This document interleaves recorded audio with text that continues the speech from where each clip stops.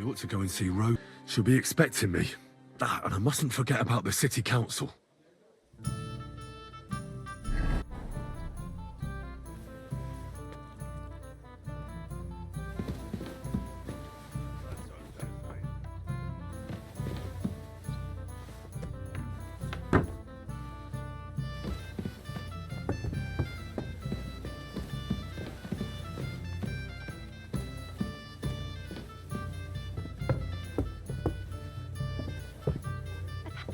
God bless.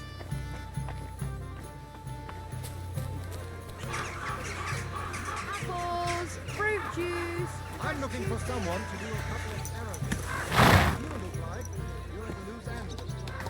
Sir, I'm going to be rushed off my feet till evening. I might have time after.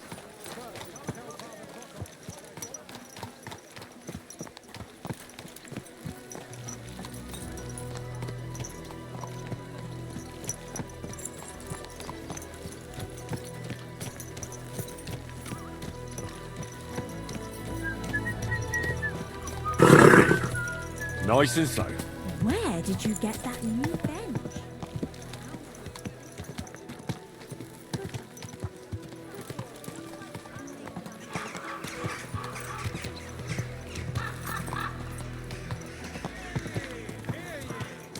Hear tidings of what is happening in our city. Just as two royal brothers are fighting over this kingdom, so two other brothers are quarreling in Kuttenberg. Brothers in Christ. Ever since the Sedlets monastery was founded, the city has come under the Malin parish. Relations between the parishioners and the monastery have been tense for time, but beneficial for all. With many aspiring to the office of parish priest. But since silver made the city rich, I don't want some good for nothing in my house. Shame on willing to share.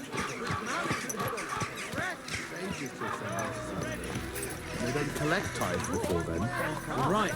I don't promised want myself I to wouldn't mistake be for poisoning because of you. Twice fired. God be with you. Slowly. Nice and slow.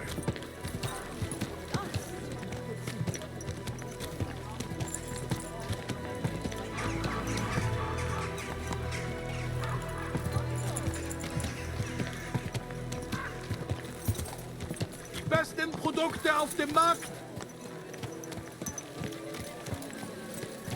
Christ's wound! Watch out for that horse. Just come and take a look. Come and take your pick. For a wonderful purchase. Thanks, come and get your fish here. Guten Tag. And with you. Butter, eggs.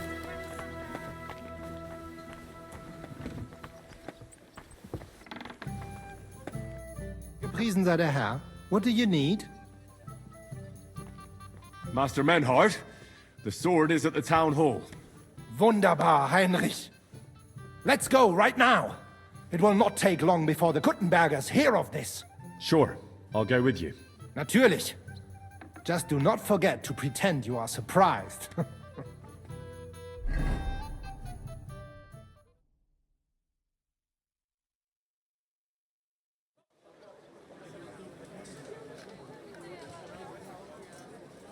Fucking thieves. No, no. We can't take it back now. We'd look like fools. Na, was haben wir denn hier? I see the Kuttenberg Bruderschaft has made a challenge to combat. So, I see you have endlich worked up the courage to face us in public. There's no need for mocking, Manhart. We've made our challenge, as you can see. Wunderbar. Das freut uns. Genau. We accept your challenge. Well, since we've arrived at this point, listen up. It's time to put an end to this bickering. Besides, it will only benefit our town if the best of the sword-fighting masters takes charge here. So, whoever emerges as the victor of your tournament shall win the right to lead the sword-fighting brothership here. That will bring a just close to this whole affair.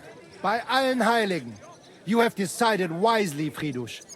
It will be seen that it is we who were right from the start. No way! You can't do this, Fridush. We set up the sword-fighting brotherhood. Stay out of it.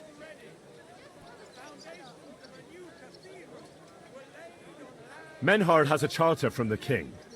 He's entitled to defend his right in combat. Shut up! This is a matter for the burghers. Calm yourself, friend. It's not such a big deal, is it? We'll compete honestly against these Germans, and then we'll finally have peace from them. All right, Nicholas. Let's show them Deutschers how we sword fight here. Because we ain't afraid of no one. You want combat? You'll get it. 3 members of our brotherhood will fight with 3 of yours. Each will have a bout with all 3 opponents, and we'll see who wins the most. Du Schwindler! You know there are only 2 of us. I agree with Emerem's proposal. Kein Problem, Arne. We also have one promising student, nicht wahr? Richtig. I'll fight on Menhard's side. Gut, Heinrich. Gut. Agreed, then. The duels will begin when you're all ready, with long swords and in gambesons. And don't delay getting started. Don't you worry. We'll crush them Deutschers in a jiffy. Pah!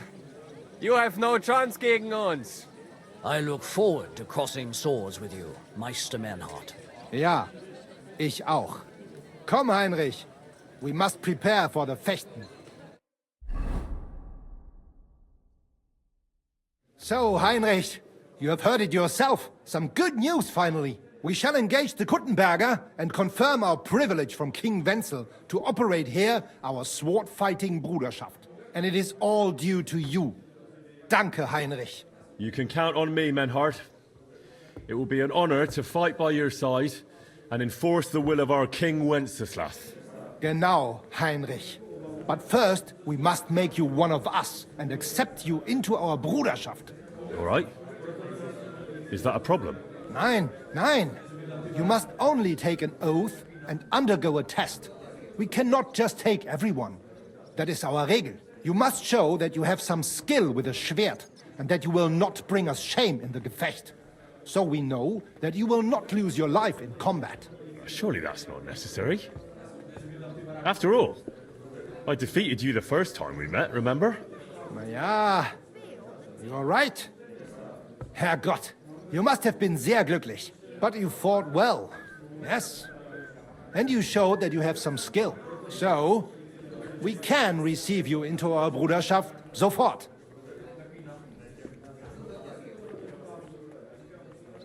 Menhard, I'd like to join your brotherhood. Certainly.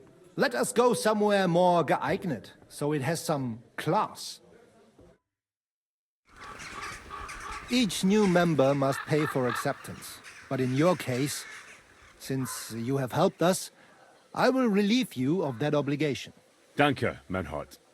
And now, the oath. Arne will be the witness. I will be honored. Kneel, Heinrich. Hör gut zu. Do you solemnly swear that you shall act honorably and justly, and that you shall not bring shame upon your name or mine, or bring disgrace to the sword-fighting Bruderschaft, that you shall defend and adorn the reputation of the Bruderschaft and its rules, and that you shall heed my word in these matters, that you shall diligently train in the art of the Langschwert, and not allow yourself to be shamed in combat, that you shall thus act for the greater glory of our Bruderschaft and our martial art, place your hand on this sword and swear. By our good King Wenceslas, I do so swear. Stand as one of us. Heinrich, I hereby name you my student in the art of sword fighting. All honor to you, Heinrich. It is good that you have come among us. And now listen to your first lesson and always remember this principle. It is not important to strike, but to strike and wound. I'll remember that, Menhart. Good, Heinrich. I shall make a great festa out of you one day. Let me know when you are ready. We will get to work and cross swords with the Kuttenbergers. Grüß Gott.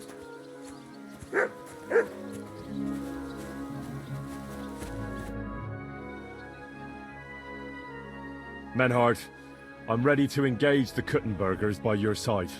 Wunderbar. Let us go and tell Friedrich. It is high time we put an end to this disgraceful schlamassel. Today, 2 sword-fighting brotherhoods will match their skills. The Kuttenberg Brotherhood, led by Master Nicholas. Glory to Kuttenberg! Kick those Germans' asses, Emmeram! And the Frankfurt Brotherhood, led by Master Menhard. It is an honor to be able to show off our skill in front of the whole Kuttenberg. The reason for these duels is the dispute over the right to run the local sword-fighting hall and the associated brotherhood. The local brotherhood was founded by Emmeram the Butcher and his associates. What they did not know, though, was that King Wenceslas had tasked Master Menhard to do the same. The king ain't here, Emmeram is! The Brotherhood belongs to the Kuttenbergers! And since King Wenceslas cannot resolve the dispute, the town council ruled it shall be decided through a duel. So, the matter shall be settled before the eyes of the council, as well as the burghers of Kuttenberg and God Almighty. A wise decision by the council. Let the best master lead our brotherhood. The duels will be fought with long swords and in light armor.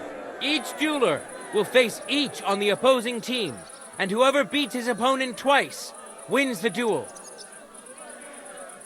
The brotherhood whose members get more victories will be declared the overall winner.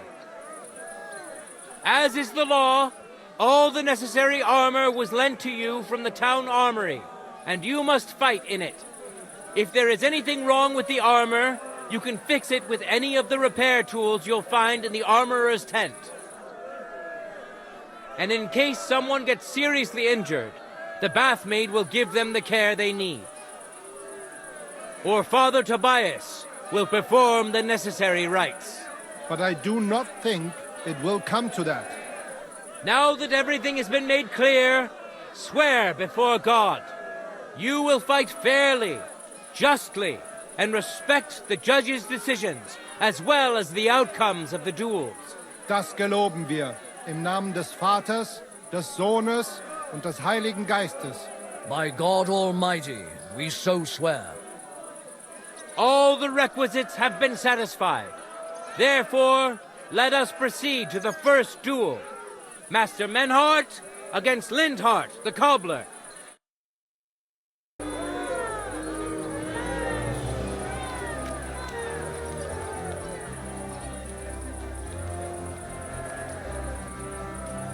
No time to lose! Get to it!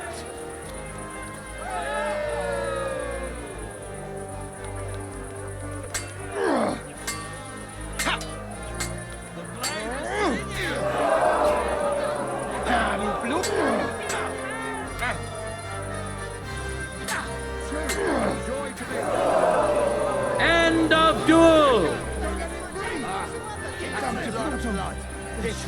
Today's first victory goes to Master Menhard. Let's see if he can keep it up, or if Linhart can even the score. Get ready for the next round.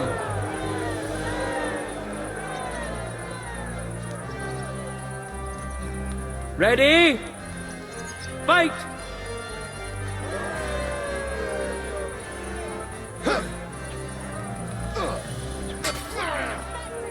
End of duel! People of Kuttenberg, behold, Master Menhart proved his mastery. He defeated Linhart for the second time, giving the Frankfurt Brotherhood its first victory!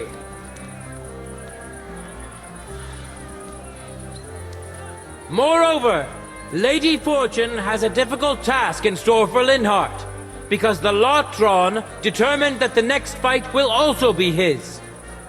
This time it's Henry who will face him on the side of the Frankfurt Brotherhood. Cheer for both fighters. We'll shortly see which of them will best his opponent.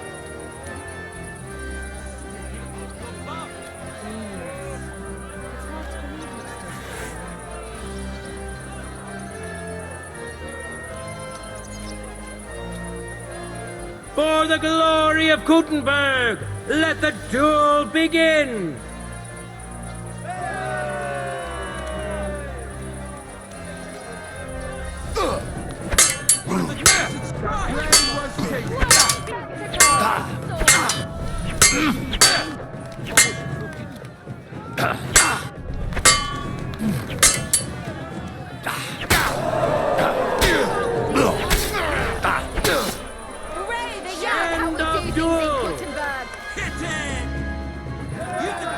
Lady Luck is certainly not on Linhart's side. Henry wins the first duel. Swordsmen, get ready for a new duel. Let's see if the winner can keep it up.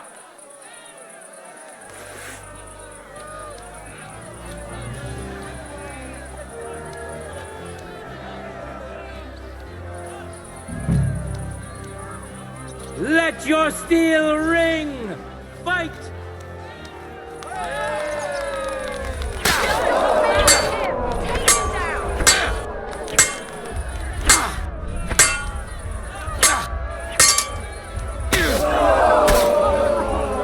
End of duel! Keep your distance! Henry showed Linhart who's the better sword fighter again! That makes the second victory for the Frankfurt Brotherhood!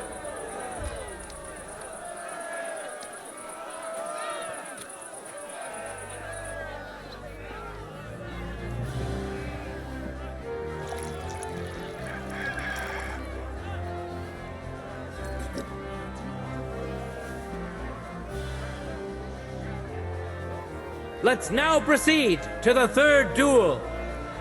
The Kutenbergers will be represented by Emmeram the Butcher.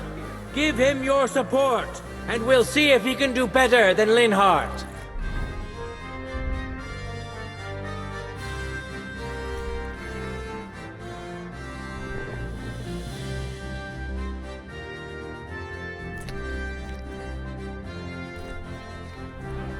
Because his opponent will once more be Master Menhart.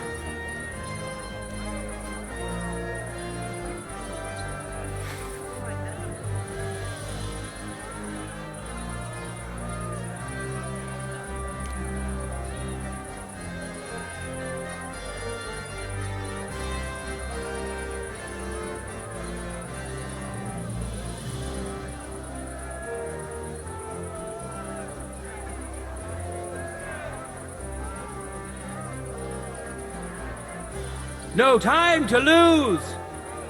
Get to it!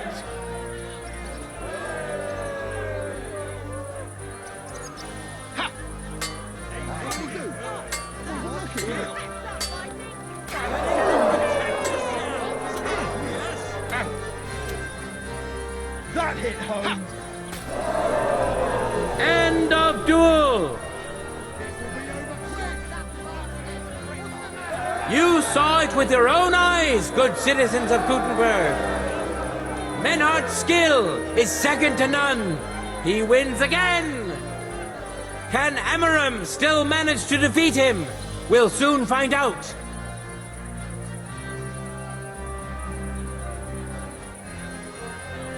Contenders, forward!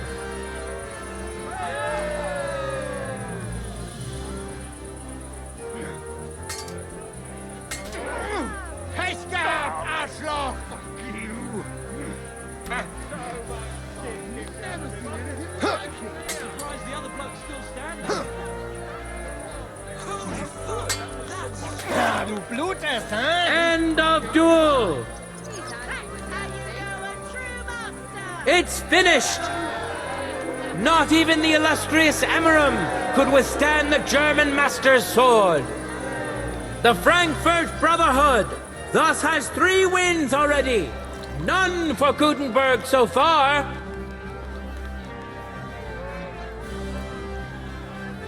Two swordsmen we haven't seen yet will now show us their skills. Arne the German will face Master Nicholas. Soon we'll find out if Nicholas can secure the first victory for the Gutenbergers.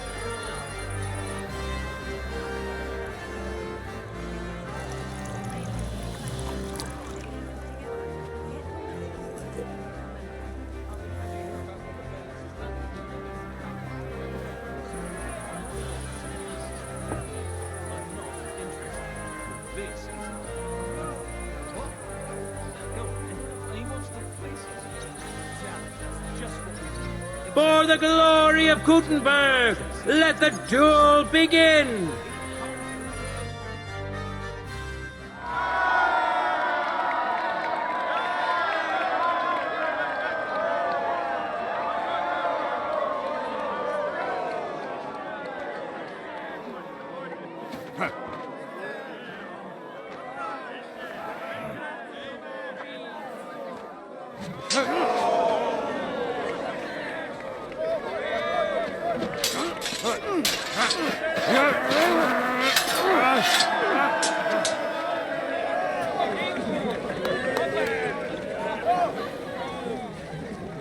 Watch out. He's coming round.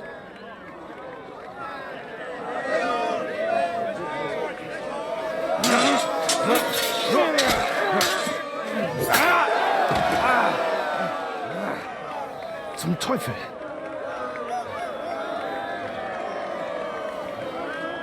And the victor is... Nein!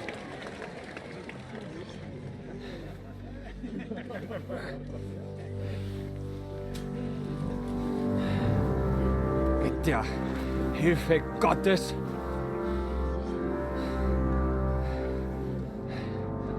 I will continue.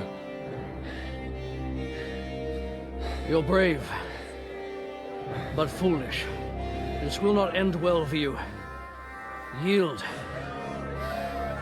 Niemals. Arne does not yield.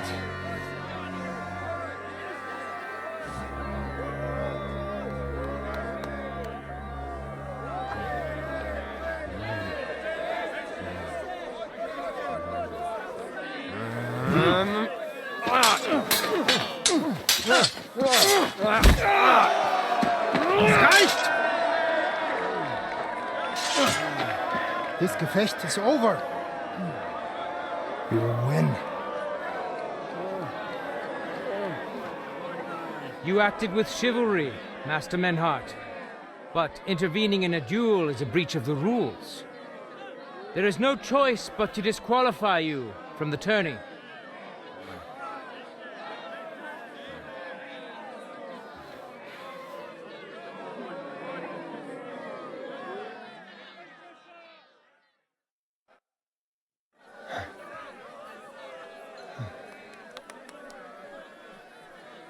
How does it look? He's badly shaken up, but that should improve in time. At first, I thought I'd have to send for the priest. But he had more luck than sense. Was ist mit deinem Auge? Siehst du meine Hand, Arne? Nein. The good news is the blade missed his eye. The bad news is such a blow to the head can cause many different problems. I hope in time he'll get his sight back in that eye. But I can't say for sure. In my experience, it's in the Lord's hands. Send for the best physician in all of Kuttenberg. Schnell! I will pay alles. Rest assured, Master Menhart, we will send for him as you command. I am sorry that the whole affair has taken such an unfortunate turn. I will pray for your companion's health.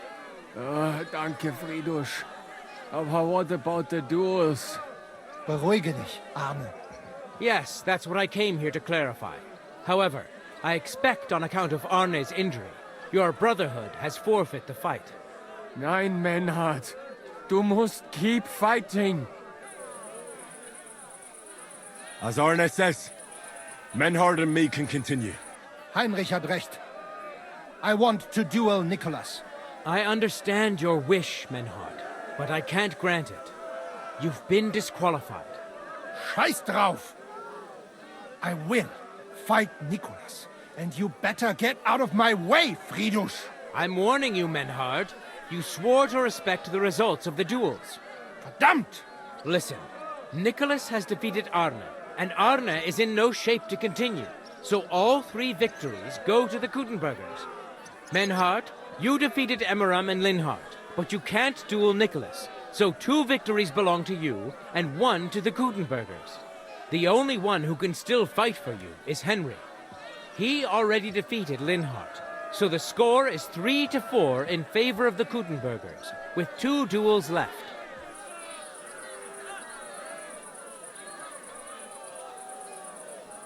Hold on, Friedrich. Arne could duel, but it's clear he wouldn't win. So all the victories here belong to the Kuttenbergers by right. But the only thing preventing Menhard from fighting is your decision. Otherwise, he's at full strength and ready. That is true. We swore we'd respect outcomes of the duels, but since there was no duel between Menhard and Nicholas, there is no outcome.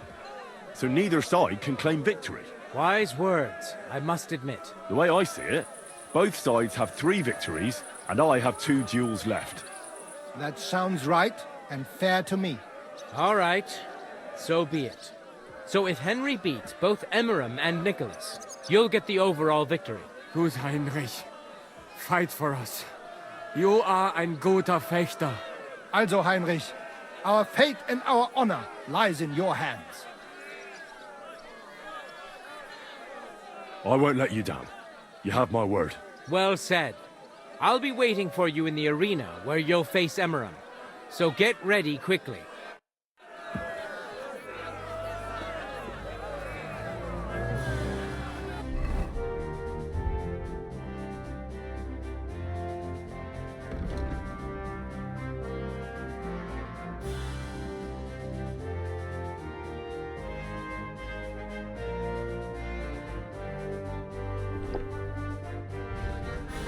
Hear ye, hear ye! Arne the German can't take part in further duels due to his injuries, so 3 wins go to Gutenberg. The Frankfurt Brotherhood has won 3 rounds, but so has Gutenberg. Master Menhart cannot duel against Master Nicholas since he's been disqualified from further rounds. Their duel will not count at all. That leaves us with only 2 duels left. In the first, Henry will now face Emmeram. Contenders, get to it!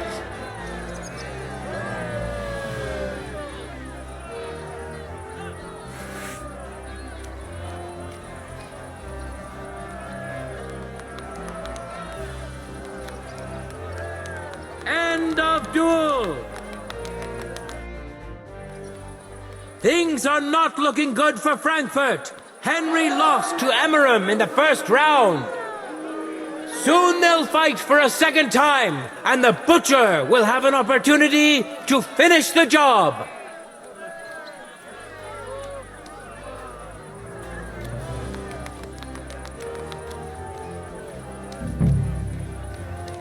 No time to lose. Get to it. For the cross!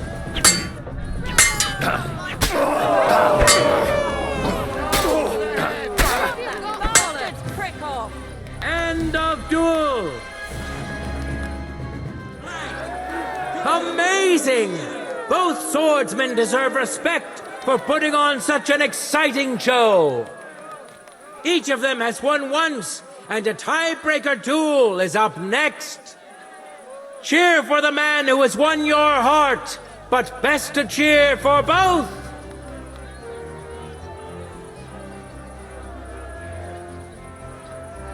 Ready? Go for it! For glory!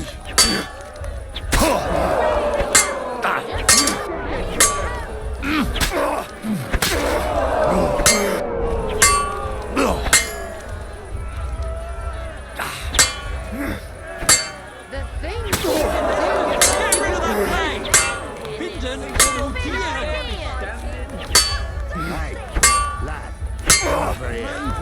End of duel! The Wheel of Fortune is notoriously fickle. But now it's on Henry's side.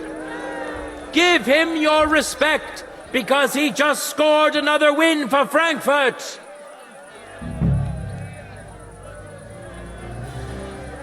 Good citizens, wise counselors of Gutenberg, it is time for the last duel. Here, Master Nicholas will take up his sword again to face none other than Henry. The current score is 4 wins for the Germans and 3 for Gutenberg. If Henry can win, the match is over.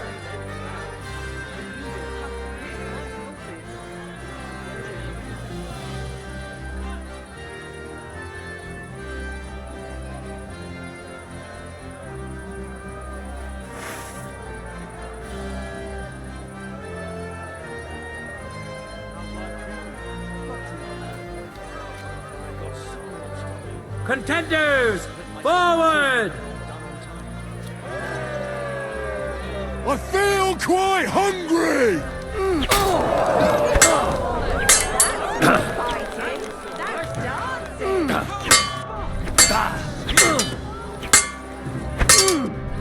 Truly a joy to behold.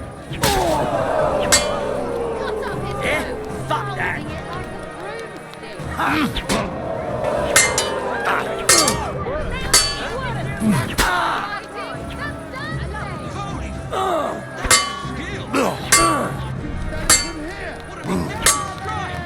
He's fucking good.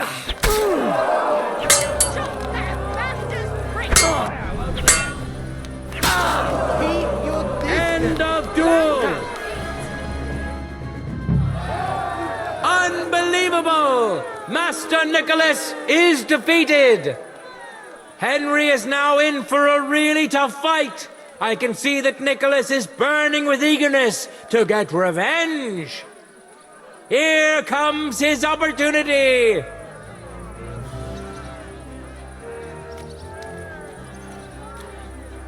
Let your steel ring! Fight! For glory! Now you're in trouble. Ha! You! End of duel! Binden or notieren! How incredible and truly unexpected! Master Nicholas is defeated for the second time! Was it the doing of luck, or did Menhart make Henry a true swordmaster? Either way, victory and glory are Henry's! All of the duels we should or could have seen today are over! Now, all that remains is to settle the very matter that inspired the duels in the first place. I invite both brotherhoods to step closer. Revered counselors, righteous burghers of Gutenberg, lend me your ears one last time. 2 sword-fighting brotherhoods have clashed before the eyes of God as well as yours to demonstrate their skill and settle their dispute. And it was a spectacle beyond all expectations. The Frankfurt Brotherhood secured 5 victories against the Gutenberg Brotherhood's 3. The right to run the local sword-fighting hall and to teach the art of the long sword thus falls to Master Menhard of Frankfurt. That was the task entrusted to him by King Wenceslas, and Menhard has duly defended his claim. Thus is it settled before witnesses and by God's will. It's just like Friedrich said. The council is in agreement on this. and we'll instruct the scribe to enter the proper records of everything at the earliest opportunity. Let this dispute be thus justly settled, and let there be no further enmity between you. Thank you, Fridush, for finding justice and for overseeing the matter so wisely. We would like to invite all good Kuttenbergers to come and learn. Fuck! We built the sword fighting hall with our own money. You can't just take it from us. As for the money you invested, you'll be duly compensated for your good service to the town. I shall see to that. And I'd like to remind you that you have sworn to submit to the outcome of the duels. Don't forget that. I won't forget this, Fridush. I'm done with you. Heinrich, let us leave Meister Metzger with Fridush and go to Arne. Menhart, I had word sent to Master Torwart to expect you at the apothecary shop on Tarmar. He's also currently hosting the famous physician Sigismund Albicus, so Arna will receive the best possible care.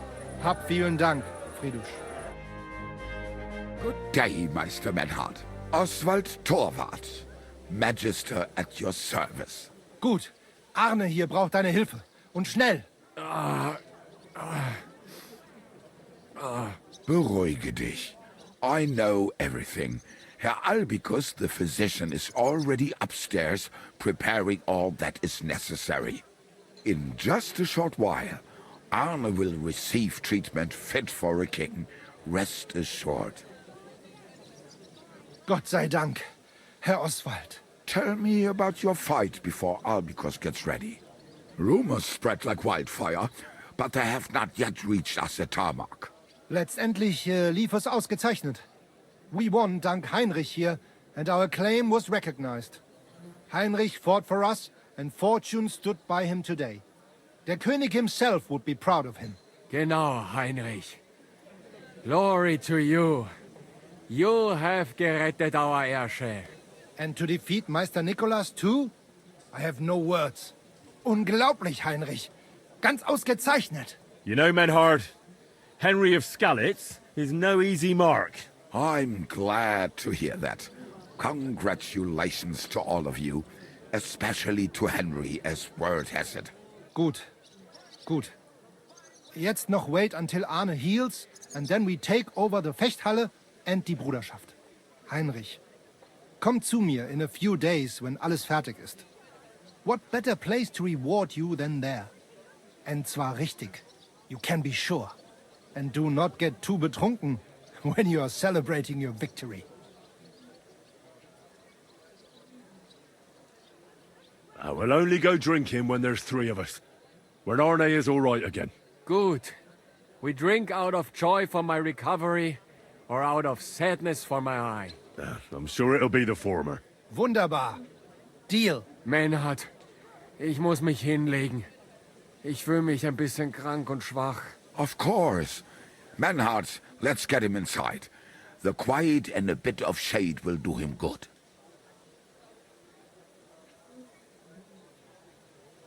Can I be of any help? Danke. We can manage this. Bis bald.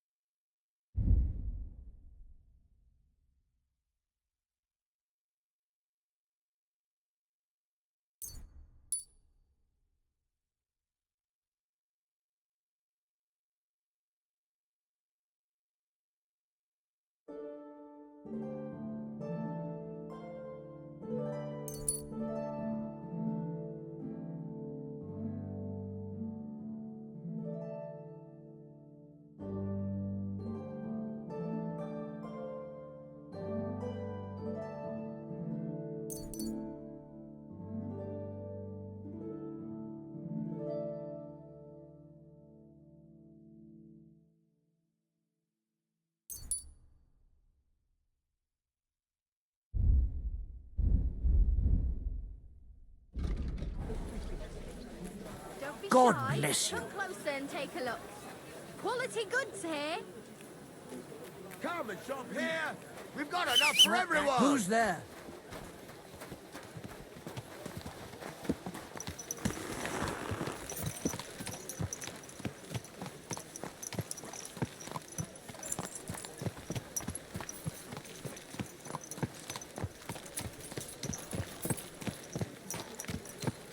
Easy. Easy. Nice and slow. Relations between the parishioners and the monastery have been tense at times, but beneficial for all. Our city's fame has attracted many scholars, with many aspiring...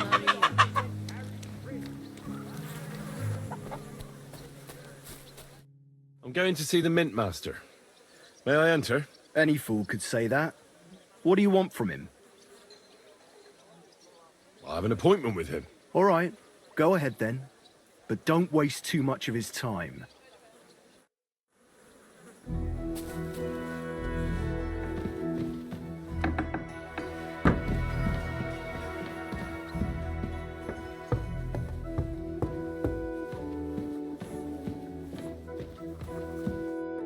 Glad to see you again.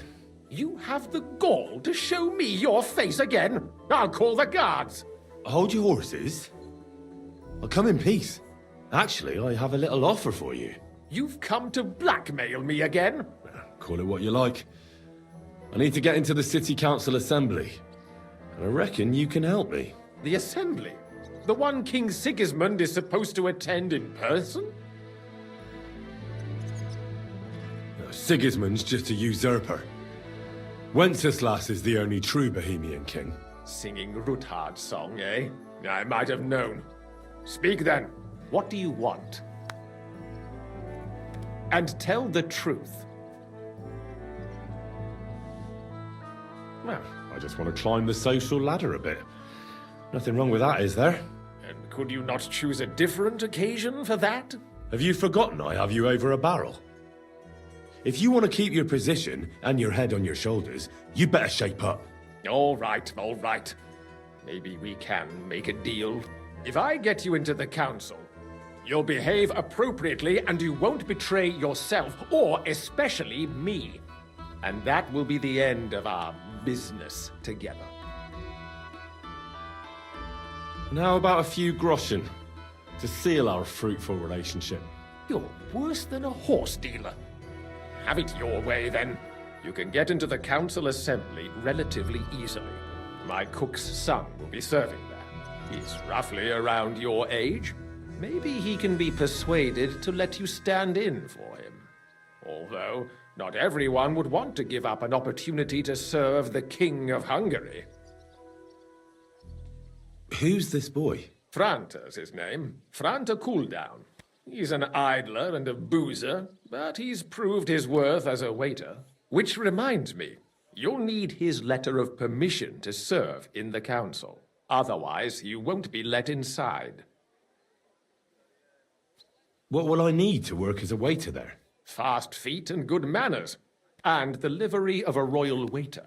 Excuse me? Do you think you can serve the king in a torn shirt and muddy hose? Well, no. But I never heard about any livery before. Our usual waiter had a brand new livery made specially for meeting the king. Don't even show up there without it. Where can I find the cook's boy? He's supposed to pick up his new clothes at the market today from Master Tailor Schneider. You'll almost certainly run into him there.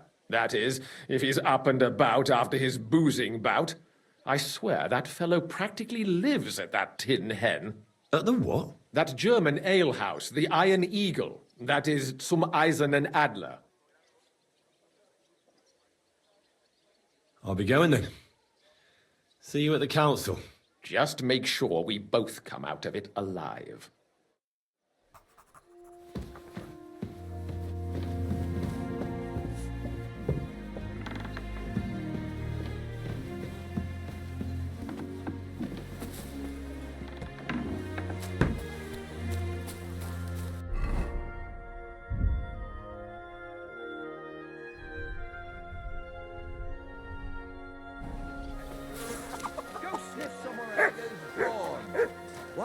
our Lord think when he sees us all at each other's throats?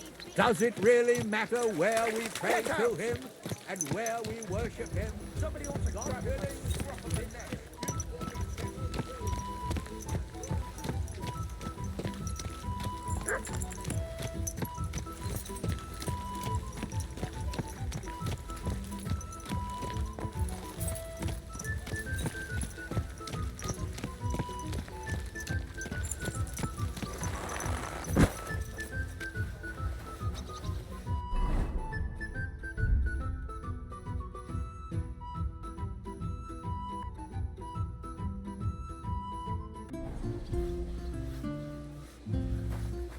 I'm always glad to see polite people like you. God be with you. Greetings, Master Guard.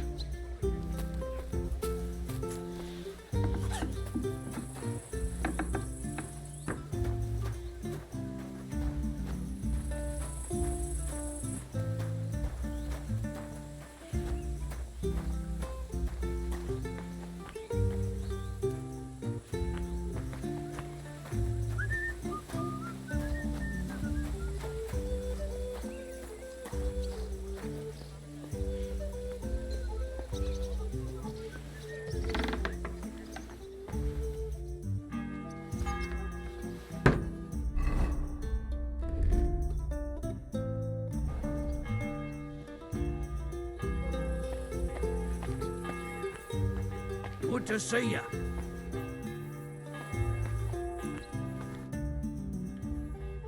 By the way, like you were saying about that book, My favorite book? Pray tell, did you find it? as I wandered through the fortress, I stumbled upon von Bergov's chambers, and there it lay. Red leather, gold inlay, just as you said. You really found it. Thank you, thank you, thank you. By the way, did you have any time to leaf through it and see what it's about? I read a bit of it. What did you think?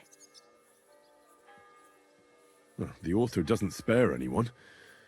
I wonder if he holds anything at all sacred. Sure he does.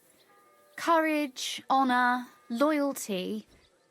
But others have already written enough about those. A writer is interested in what lies beneath the gilded veneer of orderliness and piety, because it's much more interesting. Hold on. Who wrote this, then? I did. Look, you've never thought about writing something. Me? And what would I write? How should I know? Poetry, a novel, a treatise, or a whole book? That's a tempting notion. Who knows? In another life, I might have become a writer. Wouldn't you want to at least give it a try? I suppose I'm not quite sure where you're going with this. There are still a few blank pages left, so we could finish writing it together. You and me. What do you think? That sounds great. We'll have plenty of light and privacy in my chambers. Will you escort me? My pleasure.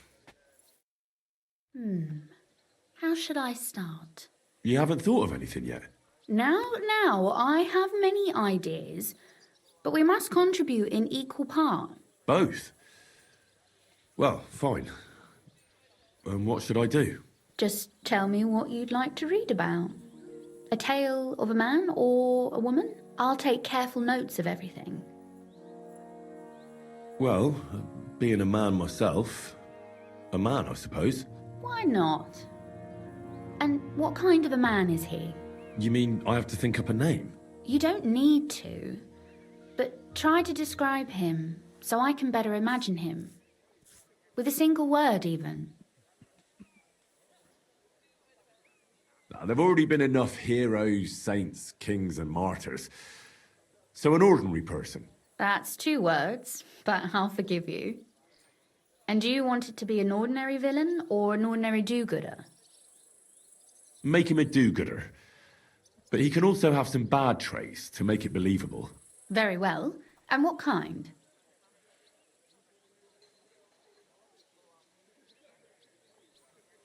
That sounds as if you've already thought of one. Oh, my. And not just one. But I asked first. Do you know anyone without faults? Of course not. Whenever I thought that of someone, I was quickly disabused of my illusions. Who, for example? I don't need to look far. My father, and my brother as well, have taught me much in this vein.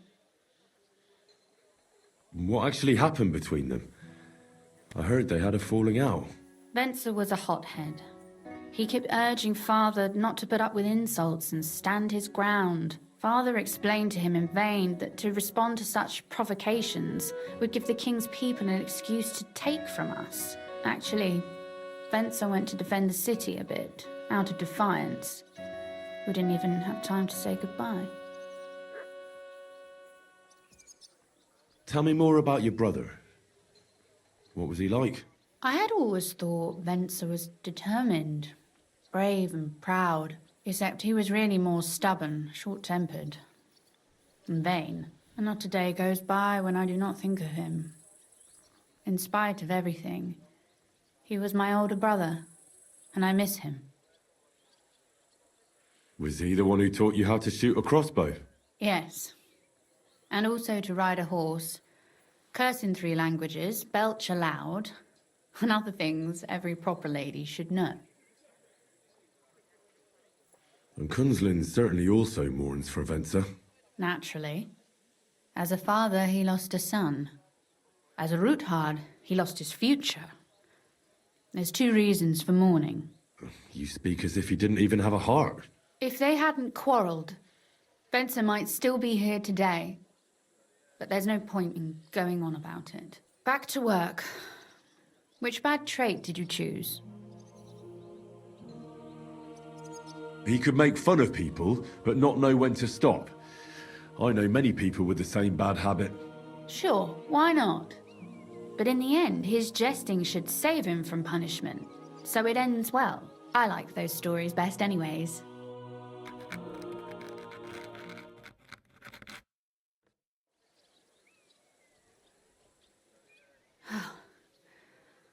Well, just about finished. Well, let's have a look. Not yet.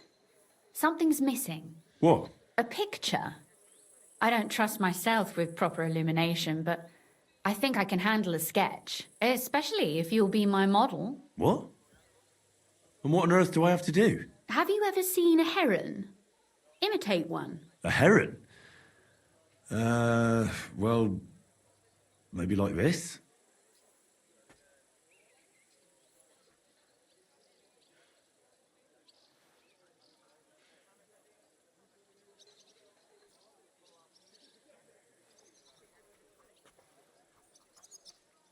Well, now we're done. Oh, finally. I'm sore all over. Your suffering is over. Come take a look at what we've done. Your reward.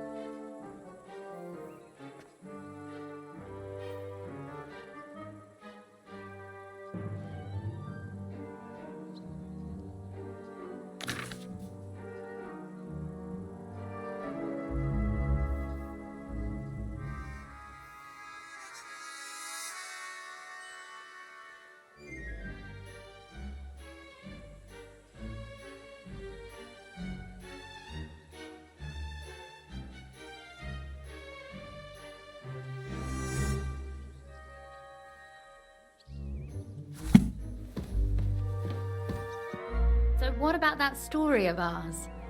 Tell me your impressions.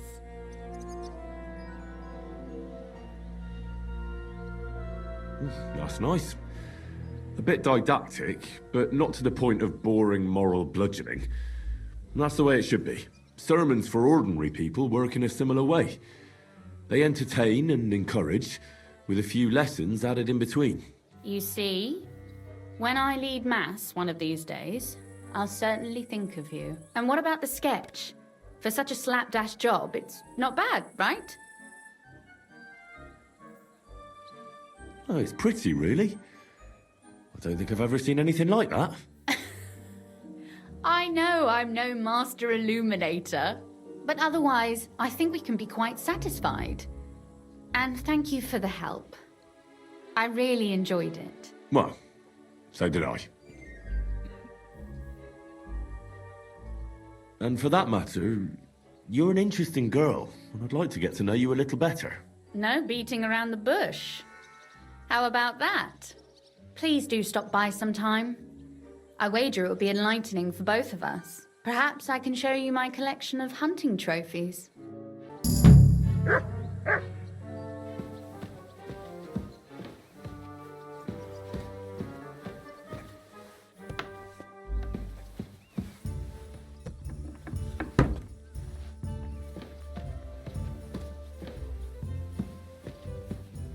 Did you hear who died?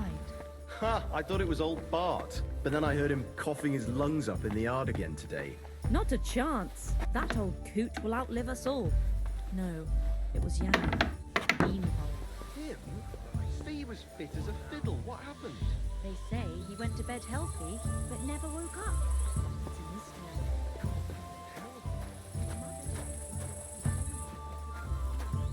Here you go. Take it.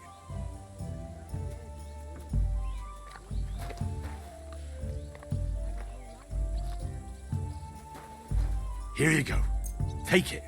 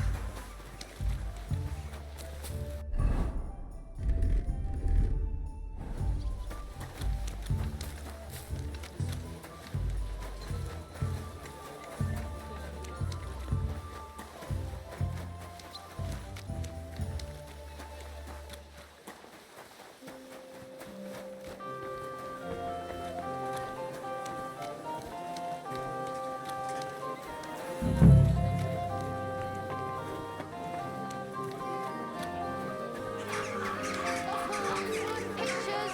Fine pictures! Just come and take a look. Bye!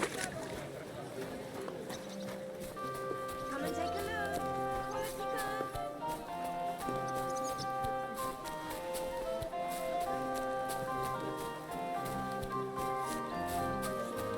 Greetings.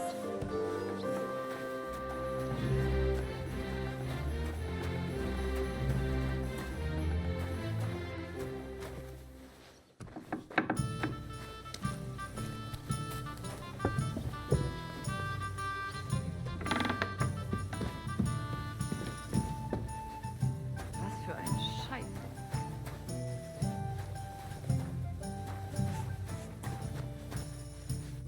Greetings. What do you need? You must be Franta Cooldown. I am. And who might you be? I'm Henry.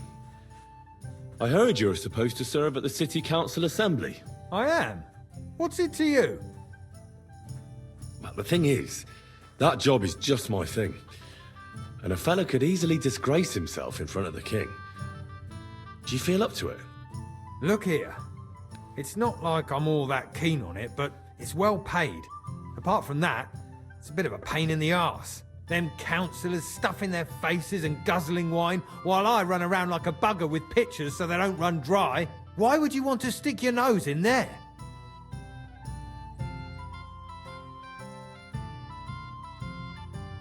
I want to see the king in the flesh. Why's that? Well, I heard a lot about him. How he won lots of battles, how he's courageous, just... And as bad-tempered as the devil. He's got the councillors shitting themselves, fearing what's coming at this assembly. The more I think about it, the happier I am about not having to be there. To begin with, you'll need confirmation that you've worked as a waiter at the council and you're capable of serving even His Majesty. Look here.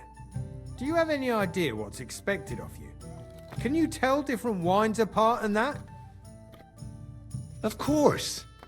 Who do you take me for? All right. No need to get upset. Show the confirmation to the head butler. Tell him I sent you and think up some good excuse. Clear? That makes sense. And you'll need a waiter's livery. I had a brand new one made. Here it is. I look like a prick in it. Hopefully it'll sit better on you. The main thing is, don't lose it before the assembly or get it covered in shit. Thanks. I won't disgrace you, I promise. You better not.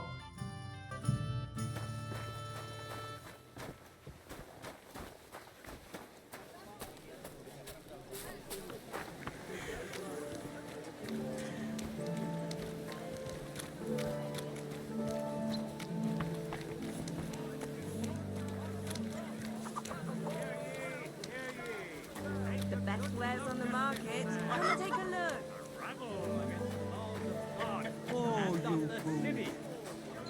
Nothing is sacred. Come closer and see the face of a good-for-nothing sinner. Last night, boldened by booze, he tried to break into a respectable and chaste woman's parlor. He bellowed and banged on the door so much, the poor woman feared for her life and decency. When the guards arrived, he bombarded them with all kinds of insults, which led to a brawl. He badly wounded 3 soldiers, left 2 with bruises, and taunted another. Greetings. With the foulest insults imaginable.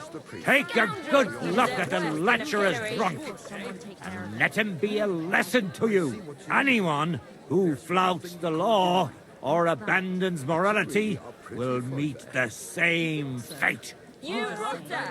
They should have sent straight for the hangman. Don't take this the wrong way.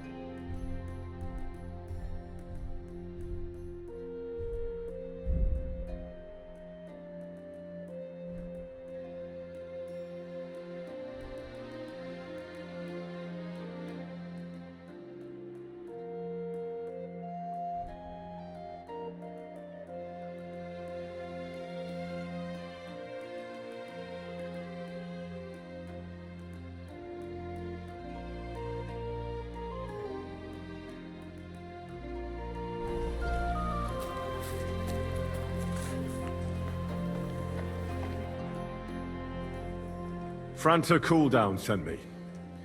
I'm to stand in for him at the council assembly. Franta's not coming? What's wrong with him? He got poisoned. Probably from food. He's writhing in agony. By turns praying and cursing, spewing from both ends. Oh, that's enough. All right. At least you're here. We can't be without a waiter here, when the king himself will need waiting on. So, let's have a look at you. Have you got Franta's certificate? Sure. Here is. Everything's in order. Now, about your livery. You've got a waiter's cap, a tunic you have. Hose are good. It's a good thing you've got no steel on you. You need to be light on your feet to run around tables. Everything as it should be. Glad to see it, lad. Do you know what your duties are? For an inexperienced greenhorn like you, it'll be a great responsibility. Well, I'll happily listen to any advice. I wouldn't want to foul things up. I should certainly hope not. Now listen. A good waiter should stand in a corner, look willing and ready, and not get in anyone's way. In short, behave as if you're not there. But when one of the gentlemen calls for wine, you run and pour it for him on the double. You'll find the pitchers on a table by the door to the chapel. You take one and go to their table and pour for them. White Tokai or red monastery wine. White or red, by the door to the chapel. Got it. But for Councillor Adam of Zarzhitz, you must not pour at all. When he drinks, he disrupts and makes trouble. So the assembly has to be interrupted, or otherwise it never reaches an end. We can't allow that to happen in the presence of the king. All right. Sir Adam of Zarzhitz stays dry. And if the king himself wants wine, you pour for him with lowered eyes.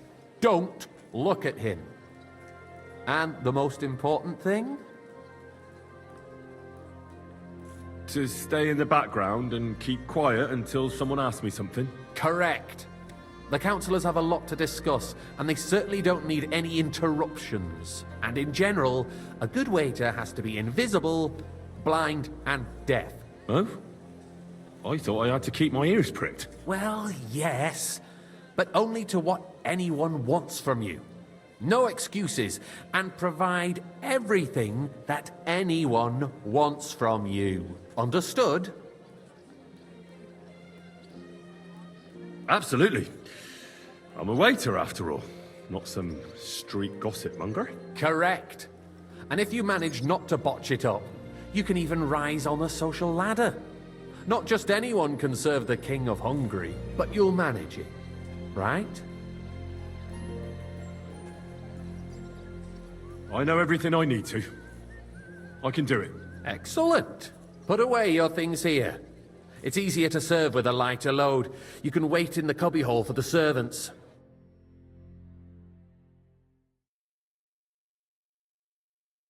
The city reserves are in urgent need of new weapons. Unverzüglich. Our current Waffenarsenal is a joke, and on top of that, the army was requisitioning from Hey, it. waiter, pour me Should some the Tokai. town reserve have worse weapons than any Räuber in the domain? What are you getting at, Eldris? I'm saying that the bandits who freed Hinnik, the Dry Devil, used that thing. That Hackenbücher. Hand cannon. Can you believe it? Thank you, waiter. Where did they get them? You're the one who should know where they got them, since you're a gunsmith. What are you implying, Friedrich? All I'm saying is that they had them, Herrgott. It is eine Schande when outlaws have better weapons than the city garrison. And Herr König surely knows this too. What is it, Eldris? You smell a deal? I'd like some What I monastery wine. smell is that Refill your my cup, stubborn boy. heads do not realize I'd what like to oblige, Schwierigkeit but this not is. allowed. This is The Dry Devil unbelievable. is running free. There are Raubritter everywhere in the region. We have the army bearing down, and you want to defend yourselves with a few rusty halberds. And who is it you want to fight, exactly? The merciful Tokai, King and a full Sigismund cup. providing us with protection, isn't he? I Der apologize. König and his Which army will not Tokai, be here that's forever. the white. Shut up! The king can arrive at any moment. What if he heard you? What then? We're sitting atop the biggest silver heap in the kingdom, and we're supposed to defend it with brooms? All right, Eldris. But where can we get the coin for better equipment? We can always confiscate the property of the king's enemies, nicht wahr? We are more than familiar with the jämmerlich state of our armory, and the king is surely aware of it as well. Maybe if he waived some of the taxes? The king fears that this town will rise against him. He'll take the arming of the city's militia as a preparation for war. So you suggest we just wait with arms crossed for the Raubritter to wreak havoc all around? We can always ask the king to bring order to the realm with his army. But then the Dörfler will rise up. I'm afraid I see no solution of the current situation. We shall wait and see what His Majesty thinks about the matter. Maybe we can change his mind. Vielleicht? I'd like to report to the Honorable Council on the cleanliness of the city and the state of the public baths. You mean baths? I or fancy some brothels? Tokai. Refill, boy. Isn't it the same thing? Sorry, sir. So, the Orders from cleanliness above. of the city This is not unbelievable. what it should be. The The current baths in the city fall far short of covering all the citizens' needs. You're right, Jerome. But a woman named Betty has showed up and More helped wine, me. Master Not to be Bailiff? fair, the I baths have didn't used enough to be wine. there. Come She's closer. a protege of Maresh. I need something from you. There is an item in my study that I confiscated from a female thief. She thought she could wriggle out of it by telling me who the item belongs to. And what is it? A silver goblet. She sneaked into Sir Ulrich's house and stole it. No one's noticed the theft yet. But if Ulrich finds out, he'll turn the city upside down to find the culprit. Go and get it. And don't you make a mess there, understand? And they can get leeches there. Certainly, sir. I'll be right back. Come back with it straight away, understood? So what? Going to the baths is neither a civic duty nor a right. Have you forgotten the Black Death? A great many people died needlessly. Nice. Are you questioning Whose God's silver might plan? this be? The Black Death had nothing to do with the baths, unless the Lord wishes to punish the wickedness that's going on in there. Keeping the city clean is important. So, did you find it?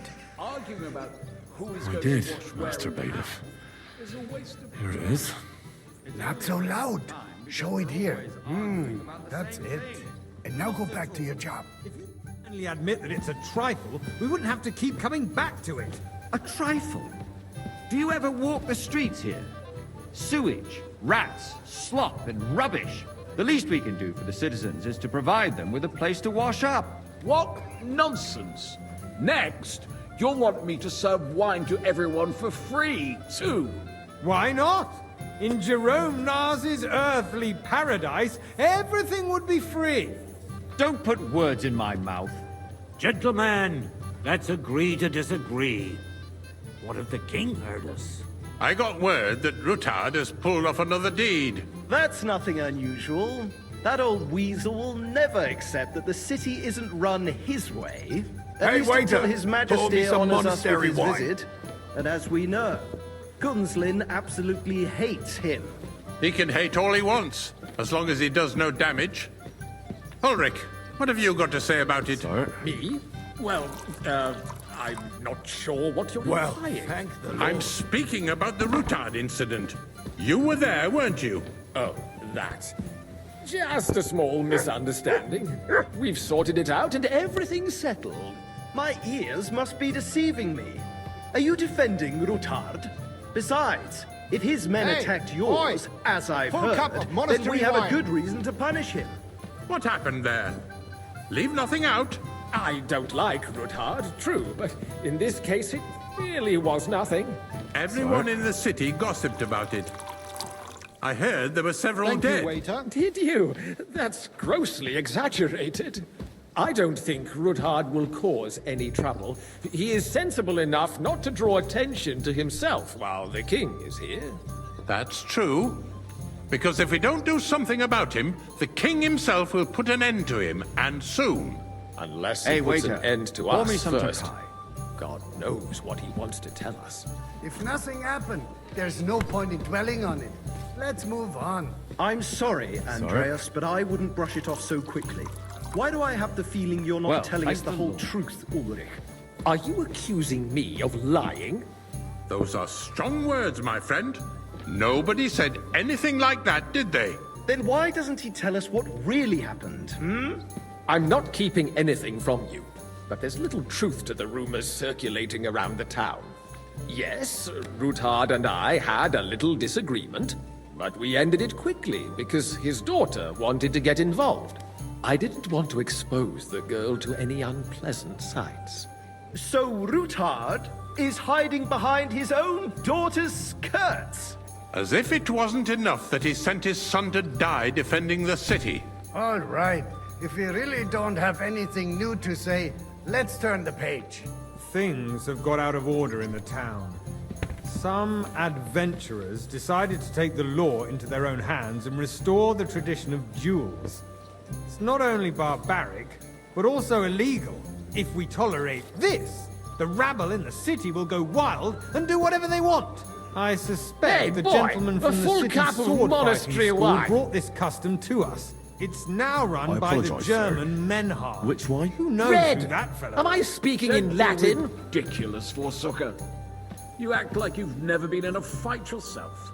And to accuse a swordsmaster without a shred of proof. Sir? We're not some old fishwives in the marketplace. Don't hang So around you me. will just leave Vanish, it you be? hear me? Proven offences are punished by the bailiff. And that's that. There are more pressing matters to deal with. More Waiter. pressing than the open contempt of the whole town garrison. Refill, the guards sir. are apparently You think I come settling to the accounts council their just own to way. guzzle wine? We'll soon Come be here. the laughing stock of the whole town. You could rest it. What can I help you with, sir? I left my gloves in the chapel. I took them off to pray, but then I rushed here and forgot to take them. I can't just get up and walk out now. But if you disappear for a little while... All right. I'll get them.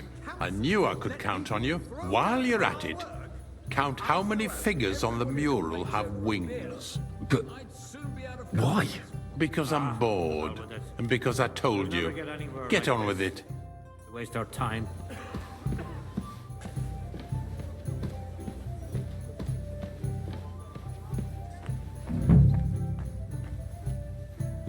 That was easy enough. And he wanted me to count the winged figures.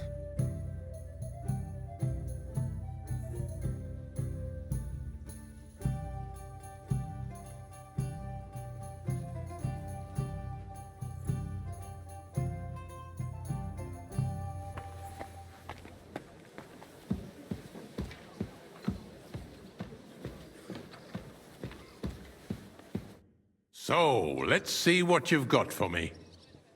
I found your gloves, sir. Really? Let's see them. And did you count those winged figures? I counted 24, sir. And you counted correct. Good. Here you are, so you can have a bit of fun in the evening too, eh? There's the eternal dispute over the cathedrals. The building of the church is dragging on, and in the meantime, they are calling diocesan pilgrimages to settlers, right under our noses. It's just a village with a monastery, and they are I'll going have to a make a cup of royal wine. mining city. Why Nice can't we build big faster? Hire more craftsmen, start with night shifts. Haven't you noticed there's a war going on? Are the experts from far off supposed to work in a city under siege? Besides, I get the feeling there's something other than the welfare of the city behind your complaints. Oh, you do? Do you? And what would that be? Like, for instance, that you'd like to have your own altar there? So what if I would? Hold your horses, gentlemen. That space in the side nave is mine. Then hell freezes over, my friend. Your place is at least two Okay. steps behind mine. And a A full cup. swordsmith dares to insult me? Ha! I think not. Excuse me? You wanted to buy yourself an altar in the cathedral, just like you bought yourself a seat in this council. How dare you? I acquired my seat for Good. the services Now run along. our guild provided and still provides to the crown. Well, I hope you're not supplying equipment to the army. If that's all they have, they would be defeated by that bunch of ne'er-do-wells from the alehouse on Hopbrink. What ne'er-do-wells? Those wrestlers of theirs, of course. Hey, waiter, pour me some Takai. People from the whole town go to watch them brawl. Oh, this is news to me. Because it has all been sorted out. Not long ago, the guards raided and threw them all out. Ah, yes, I had forgotten. What do we have to discuss Thank you, next? waiter.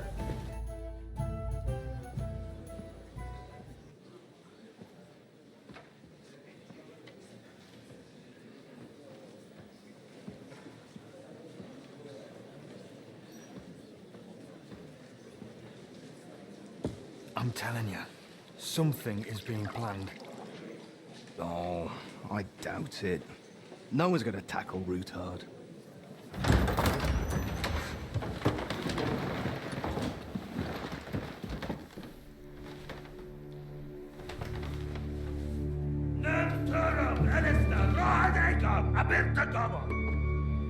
Arsenal Küçük Össe. Elegiop Katonaikat. Ich Kelkinek Utra.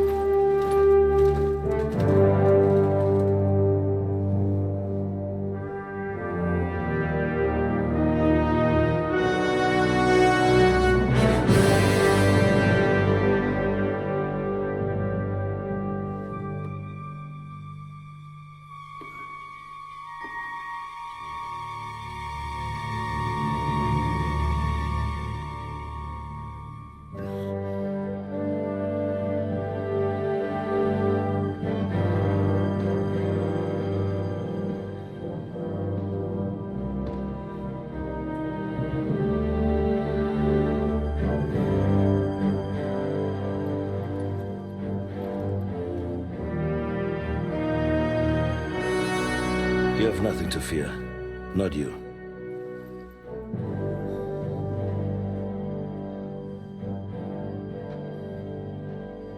Like this banner falls!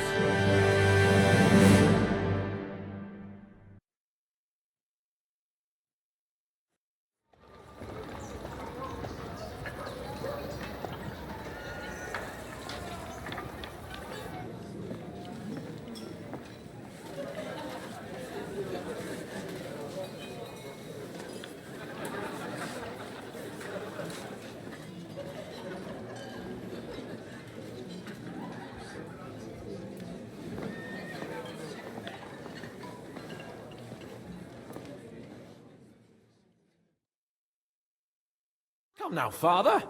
Put a little life into your dying. Seen more cheerful priests at funerals.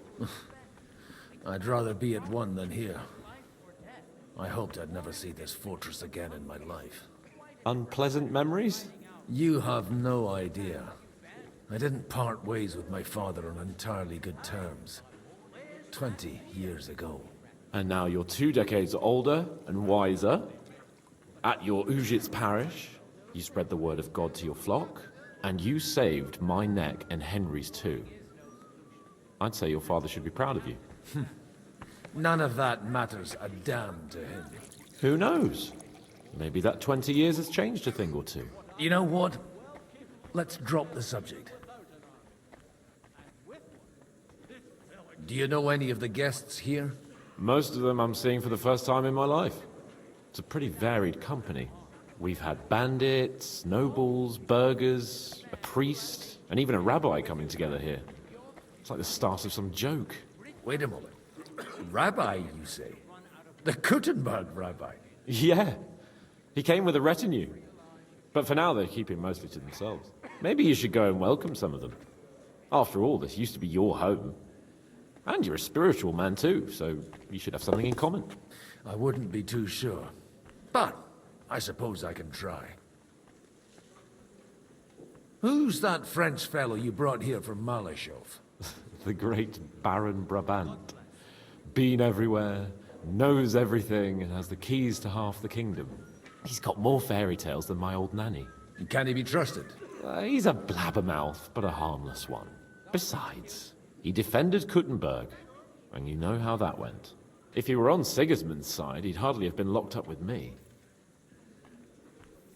How does it feel to breathe free air again? What can I say?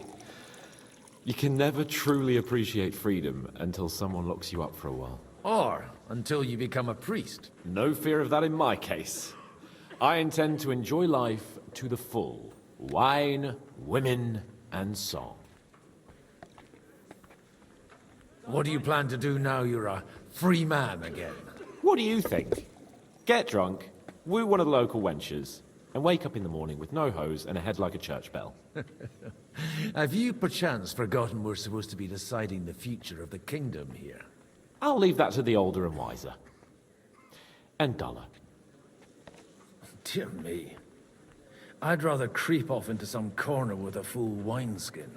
But I suppose I'll have to introduce myself to the rest of the guests, eh? Indeed you should. After all, you are one of the lords of Rabosh. Oh, don't start with that. I'd like to steer clear of the old man as long as I can. In that case, you should sound out Radzig and Hanush and find out what they're actually planning.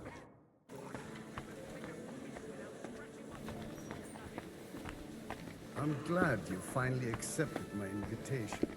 I almost lost all hope.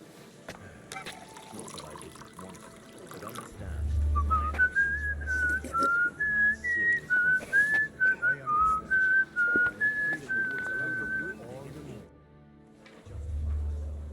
understand. Good health to you, sir. I'm Godwin, a friend of that lad you arrived with, Henry. We don't know each other. Baron Vauquelin Brabant, Chevalier d'Arezzo. The last of my line. I am a warrior, a traveler, a strategist, and also, à ma manière, a poet. My word. Isn't that exhausting? Mais non! And I'm glad to meet a new friend. It's a pleasure to make your acquaintance, Baron. I knew right away we'd hit it off. What can I get for you? How did you end up imprisoned in Malashov? Ah, c'est une histoire compliquée. It was after I heroically led the defense of Gothenburg, and only lost it narrowly by an unfortunate turn of events. That needs some explanation. What unfortunate turn of events? Oh, misère. It is clear you have never been to war. You're quite mistaken, Monsieur Baron. I have. Ah, je suis désolé. This Bohemia is a strange land. I have seen farmhands, children, and even women fighting. But the clergy? Sainte Mère, do tell me about it. No doubt you fought on the side of truth and honor.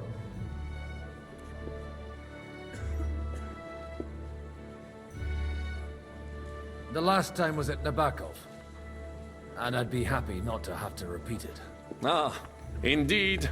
I have heard it was a very unequal fight. That's a fact. No one was expecting von Bergau to turn up with that diabolical invention. Diabolical, perhaps, but in my opinion, it shall be the future of warfare. Perhaps one day the generals will sit back drinking wine, while such devices shall wage war for them. Do you reckon the defense of Kuttenberg would have gone better if you had them?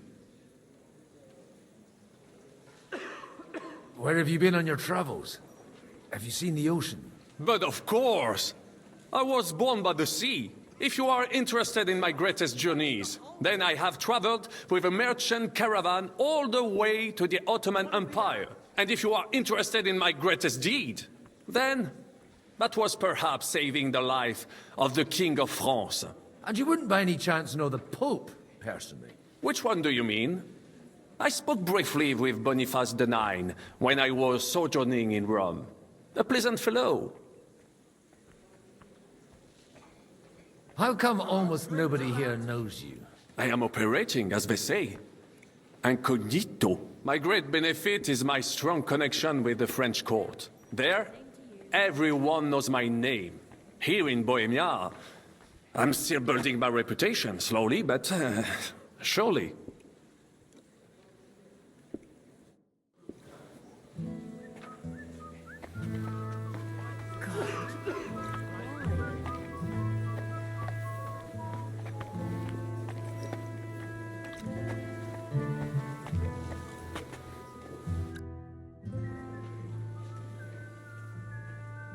Such rare guests. One wouldn't expect to find among Christians representatives of your community. I'm Godwin. My greetings to you. Peace be with you. Neither would one expect a priest here. And yet... How do you know I'm a priest? It's not difficult to tell. After all, we have much in common. And we are both a little on unfamiliar ground here. I'm Yehuda, leader of the rabbinical court in the sacred community of Gutenberg. And this is Samuel, my aide. Who would rather not be here at all. Why did we have to come here, Sadie? Can you not see everyone is staring at us? Because we all need to help each other in this time of need. And why would they not stare when you are frowning so?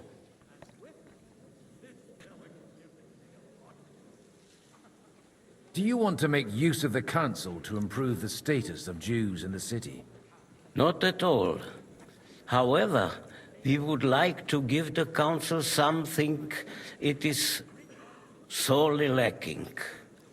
The situation in the town and the kingdom is unsustainable. The whole land is on the brink of destruction. You have men and weapons. We have the means to sustain them. Why are you telling this to a Koimer? You wanted to deliver what we brought to the Margrave and quickly leave. Everything in good time, Samuel. We have just arrived, after all. Did you come to lend money to the lords? Not to lend, but to give.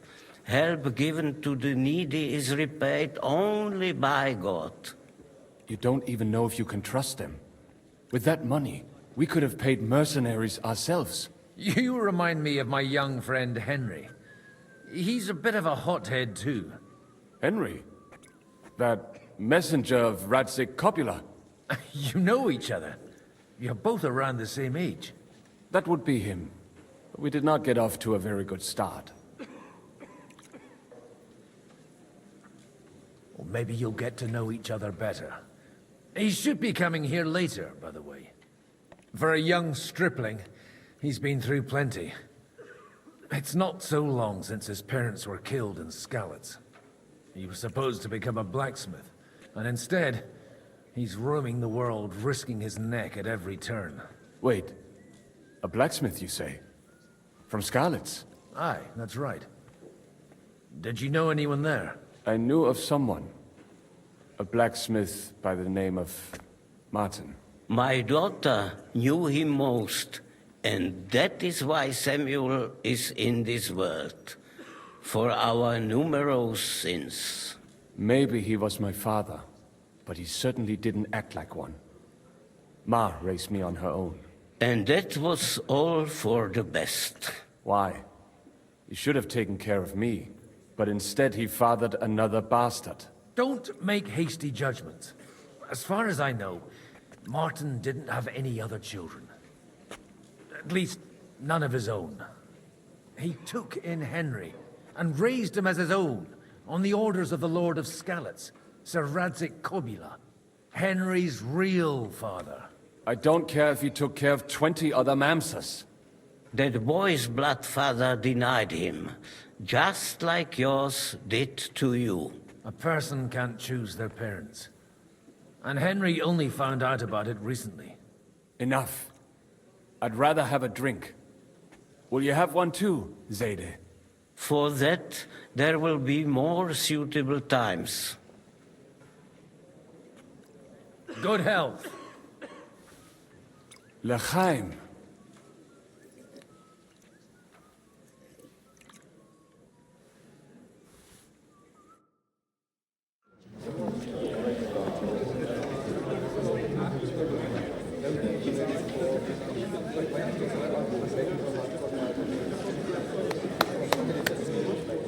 Dear friends and allies, in these troublesome times, you all know why we're here.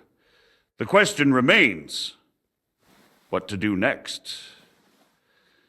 Sigismund is facing troubles in Hungary, and here, too, he is up against resistance. He's a capable strategist, but a poor diplomat. Mark my words. If we wait him out until winter, he will leave of his own accord. By winter, he'll have torched all our fortresses and carried off everything that we possess. Are we seriously gonna wait and cower in a corner? Or are we gonna drive them out in shame? A few well-planned raids and we could have him in our fists! At what price? Have you got men to spare? Has any of you got men and money to spare? We don't have men out there. Yes, we do. We do not. Jobst is right. That horse sun won't fall easily. Only we can't wait. Are we to get ourselves killed? Or end with nothing?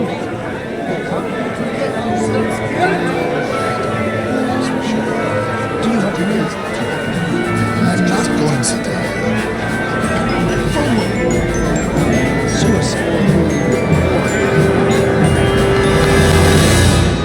Friends, we'll get nowhere like this. Let's adjourn ourselves and try to think it through.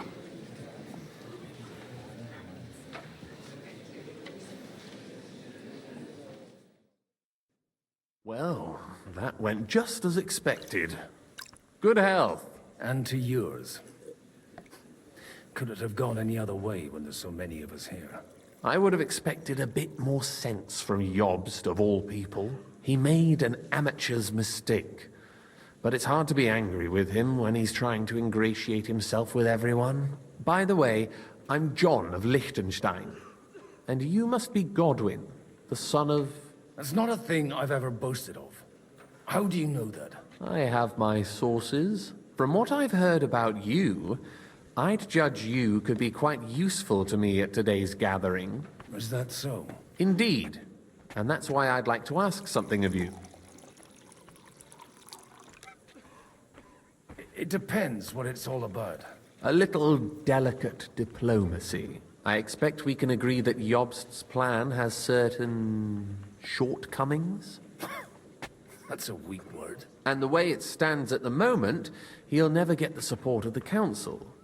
But I have an idea how to change that. Well, I'm curious how you hope to shut Zizka up and satisfy the ones who want peace. We'll sit and wait quietly until Sigismund withdraws of his own volition, as Jobst proposes, but we'll be waiting in the military camp of our huge new army. When Sigismund sees that, he'll be off to Hungary all the sooner. At a gallop. Exactly. Sigismund's army is demoralized and weakened. And besides, he's running out of resources. He's able to tackle fortresses that aren't able to defend themselves, but he won't engage an equal force on the battlefield. But he can't retreat either. That would be a disgrace. And that's exactly why we'll wait until he's called back to Hungary by events there. For the plan to work, we need allies, their money and their determination. We've already set the ground for it. We just need negotiators who will push the right people in the right direction. Are you saying you set everything in motion even before Jobst? More like in parallel, but without his knowledge. If we find support and make it look like the whole thing was his idea, we'll all win. You've got an interesting way of approaching things. You're certainly not the first to tell me that.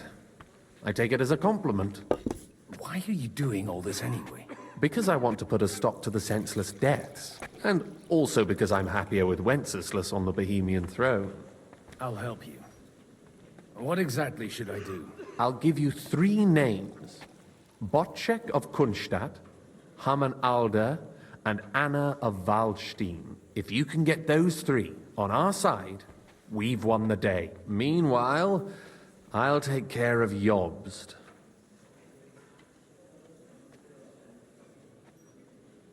Tell me a bit more about those people, so I know who I'm dealing with. Certainly. Who do you want to start with? Botchek of Kunststadt. I know the name, but I can't quite place him. That's just the thing. He's got massive estates, great influence, but he holds back. He doesn't play the big game, because he doesn't like to take risks. He always goes for the sure thing. But once he's made his mind up, not even a pair of oxen will hold him back. Alder the Alderman. Wasn't he a Kuttenberg councillor? He still is. The only one who retained his position after the city was taken. Only he's here, instead of cozying up with Sigismund in Kuttenberg. So his days in the council are numbered. But he'll continue to have a strong influence on the guilds and the rich burghers. And that's why we need him. Anna of Waldstein.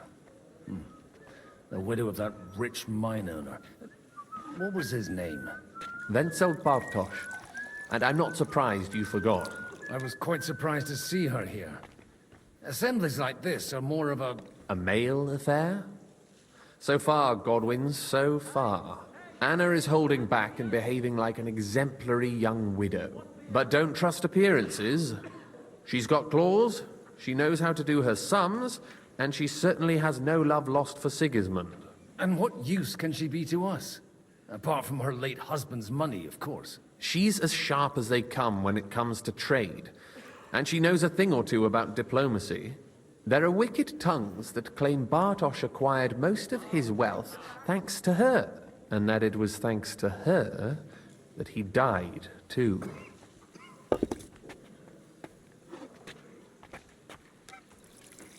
Why me, of all people? Because you've got a head on your shoulders. You know how to talk, and you're not just out for your own good. You and your friend Henry are similar in that respect. That's why I know I can count on you both. There aren't many like you two left. What if it doesn't work? I refuse to even consider that outcome, because it would mean slow but certain defeat for all of us. I'll get on it then. Wish me luck. I wish us both luck. Before the day is over, the die will be cast. Success to our plans.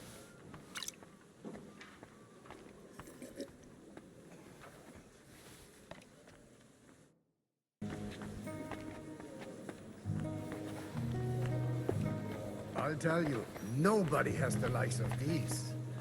Not even Bocek? Not even Bocek, and he's a great lord. That's hard to believe. Martin likes to exaggerate. He was talking about the sorry nags even when they belonged to someone else. Nags? What nags? These are the best thoroughbreds east of Prague. I'd like to check your horses out and see if they're as good as you say. Pah, even better. But you won't believe it until you see for yourself. And you might not believe your eyes when you do see them. Well, well, we have a new guest. I wanted to... You wanted to apologize for crashing into my home without it by your leave. Or to arrest my guests some more? I want to have a word with Older. Well, I'm having a word with you. I'll talk to you later, Father. This is important. You're in my home, so you'll talk to me first. What is it you want? Is that your... Unfortunately. Speak up, then. What are you doing here? We'll talk later and in private. Right now, we have more important things to attend to. Don't try my patience. Why so strict, Martin? 20 years ago, he was nothing but a cheeky brat, only interested in wenches and booze. I got him a place at the Archbishopric to have some sense beaten into his head. Only it wasn't long before they kicked him out. And then I find out he's settled in some backwater parish in Sassau. But he took his boozing and whoring along with him, lost everything, and then came creeping home again. Huh? Try saying it again a little louder. They might not have heard you in the outer courtyard. You have the impertinence to show me your face after the way you disgraced our whole family?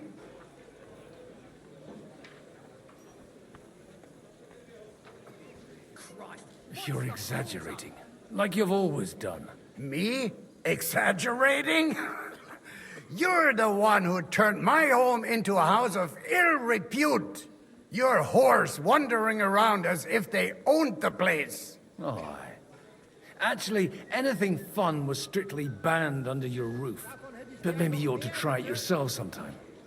Then maybe you wouldn't be such a bitter old grouch. You're dishonoring your host. I can't dishonor someone who has no honor. If you had any, you'd be... That's enough. Christopher. You won't get away with those insults. I challenge you to a duel. I'm not happy about it, but I accept. This isn't how I imagined my first meeting with my brother. Make room for us. We'll just settle a very private matter. It's an honorable duel, man against man. Stay back. Stand firm! Otherwise, the first strike will put you on your arse!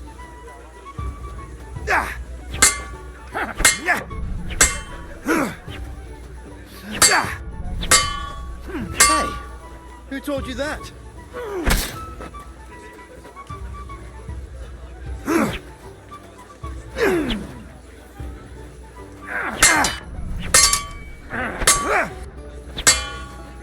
Left arm lower!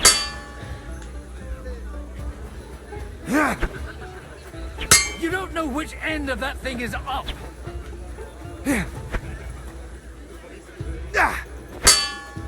That was sneaky.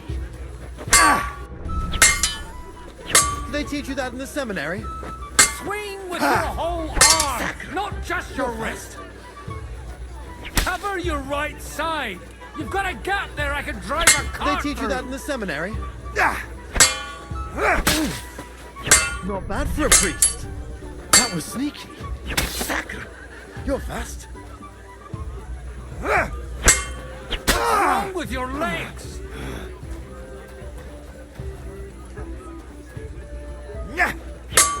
Look at my eyes, Hey, not at my who sword. told you that? That was sneaky. Enough! That will do. My God. Where did you learn to wield a sword like that? Father always said you were a good-for-nothing boozer. That you could teach sword fighting in a school. I was in a war. Right after they kicked me out of the archbishopric. And you ought to know yourself. Not all the faults that Father sees are real. Aye. Well, I apologize for going off like that. I had to, so that... So Father would be satisfied. I know. Only he'll never be satisfied. And the sooner you realize that, the better. I thought he was the way he was because his first son let him down. And he hoped at least his second would become something. Not at all. I remember him the same since I was a nipper. When I was 6 years old, I fell off a horse and broke my leg. He wouldn't talk to me for a week because I'd let him down. The first time he took me hunting, he let me starve for 3 days until I was able to shoot my first hare. Only 3 days. He got soft. I always wondered who you were. There was never much talk about you at home. Look, I really did fuck up everything I could. I brawled and boozed until they threw me out of my own parish. But now, I have a chance to put things to rights a little. And that's why you want to talk to Alder.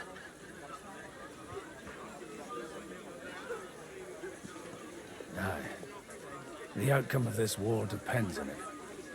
That sounds very important, considering you and Alder are both pretty small players.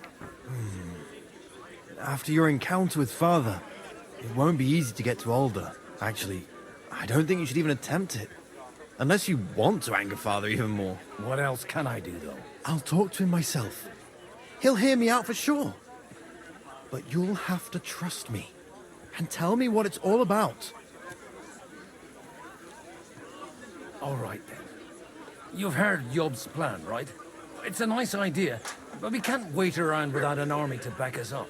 Only no one's going to pay for one, because that would be an outright admission of rebelling against Sigismund. Alder's got some clout with the councillors and burghers who are loyal to Sigismund. If he agrees, they'll follow. I expect Alder's not the only one you're after. You got that right. Leave Alder to me. The plan sounds sensible, and he's no fool. I don't know how to thank you. You can drag me to a tavern sometime. Pa doesn't need to know about it. You're starting to sound like a brother.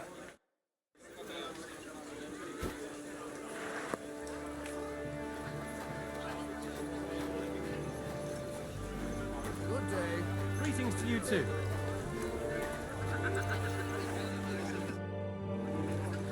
May I have a word with you, sir? You? Anytime. With you, at least, there's some sensible conversation.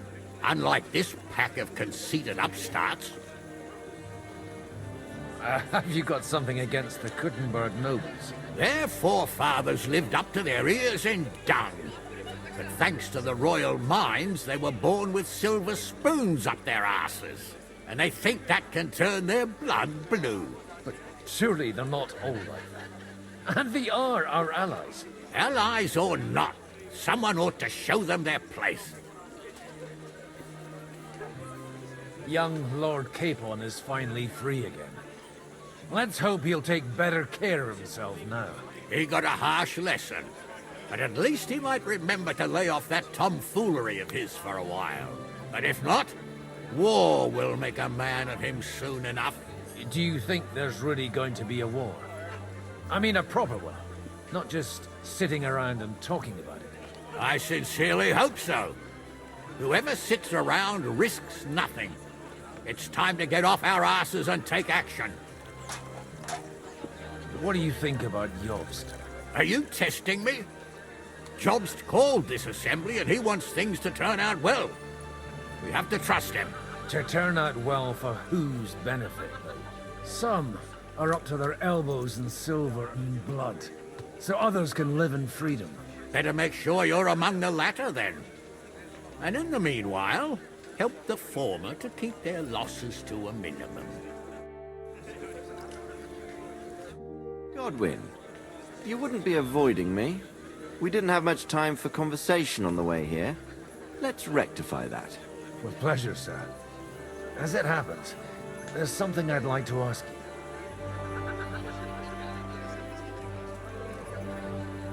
What are you expecting from today's gathering, my lord?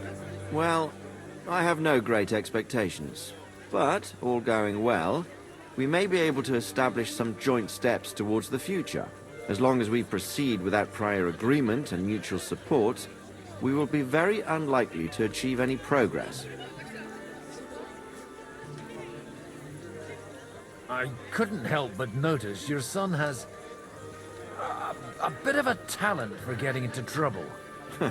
To put it mildly, but not to do him an injustice, knowing young Lord Capon, he undoubtedly contributed to that more than a little. Although, if they didn't pull each other out of trouble, God knows where they'd be now. Wise words. Still, Henry's come a long way on a thorny path. I trust you're rightfully proud of him. You know, I am. And Martin would also be glad, even though Henry chose a different path than he. May God grant him eternal rest.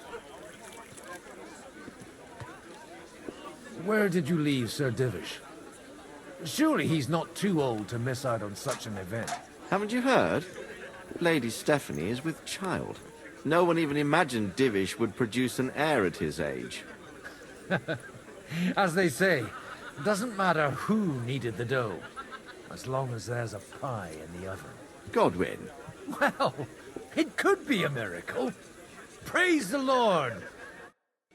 God bless. Take a look at that. A nightingale surrounded by hawks.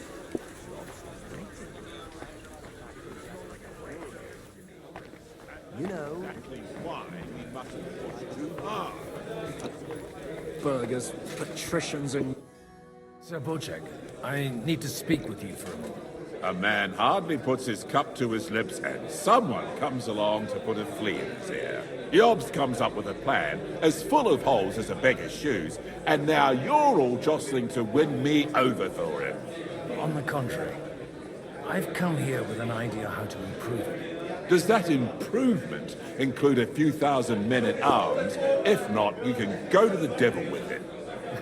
A few thousand men at arms has a convincing argument. And 100 horsemen on top. Only in order to get them, we need coin. You've got my attention, but not my money yet. How can I persuade you? I need guarantees of security. I don't want to end up like Rutar. Of course. Once it comes to protecting property, ideals go out the window. You can talk, since you haven't got a pot to piss in yourself. If you were in my position, you'd think differently. I have a lot of property, lots of subjects to look after, and along with that, the Lord blessed me with a large family. I can't risk it all in a conflict with Sigismund. So you need guarantees that you won't be left standing in the cold if you openly oppose Sigismund? My guarantee is called Yitka. She's my niece. If I succeeded in marrying her off to another strong house, I'll have the certainty that I won't be left alone. Maybe it's enough to find a suitable groom among the allies. Perhaps someone of suitable standing who Yitka would also gladly accept. I don't want her to be unhappy.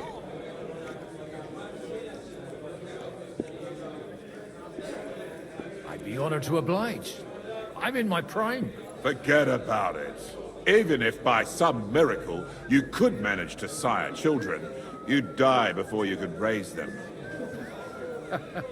The truth doesn't offend, my lord. but I had to give it a try.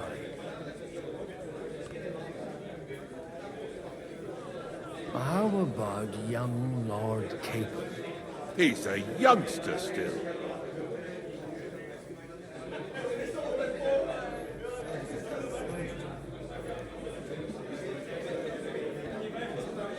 He may be young, but he's got something between his ears. He's got battle experience. And when he gets the estate that's his by right, he'll be well secured for life. If he gets it. Right now, Hanush lords over Rattay and seems quite happy with that state of affairs. On the other hand, the lords of Lipa have a good reputation, and Hanush can always be relied on despite his temper. Maybe it's not such a bad idea.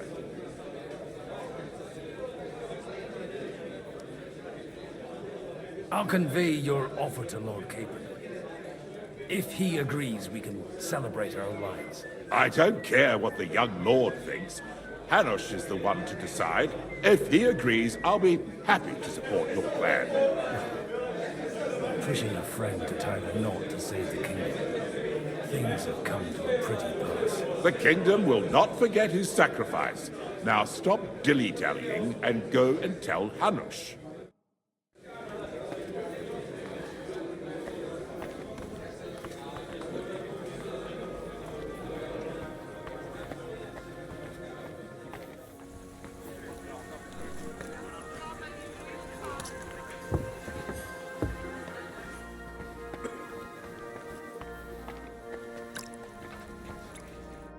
I've got some good news and some bad news for you.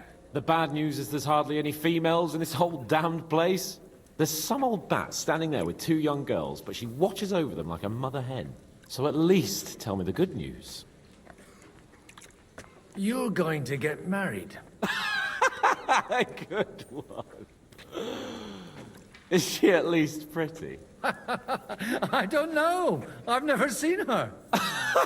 You're really a barrel of laughs, Godwin. Wait till Hanush hears this. Now, enough nonsense. Let's have a drink to your health and my freedom. To your health.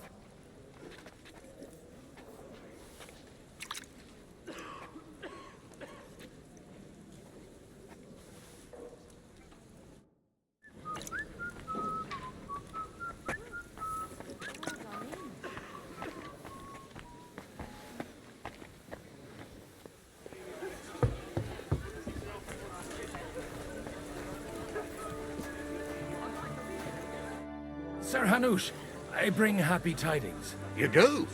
Let's hear it then. I've gained us a powerful ally. And who is it? I hope it's not one of those Kuttenberg stuffed guts. On the contrary, it's Bocek, the Elder of Kunstadt and Podjebrad. Kunstadt? My Christ, he's the last one I'd have expected to step up. How the hell did you do it? Well, there's one little catch. I had to promise him. I don't even know how to begin. Out with it. Lord Kunstadt has a niece, so I arranged a betrothal for young Lord Capon, with your blessing if you agree.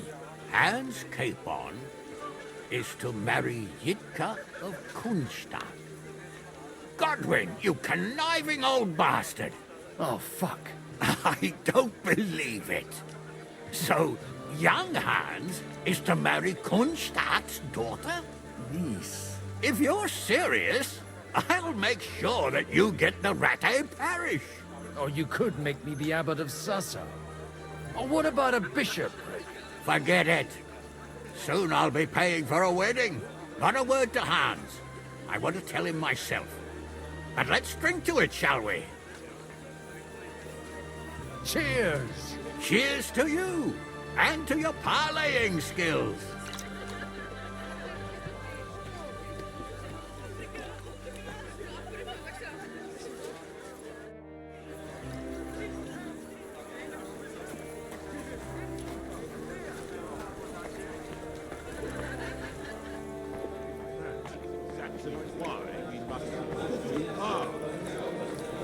Burgers, patricians.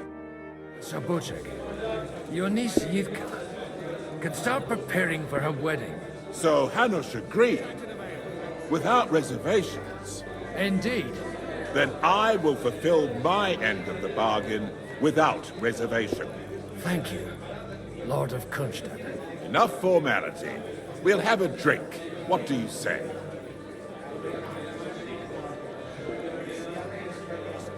Cheers to the beautiful Lady Yika and the unhappy Lord King. Here's to a good bargain.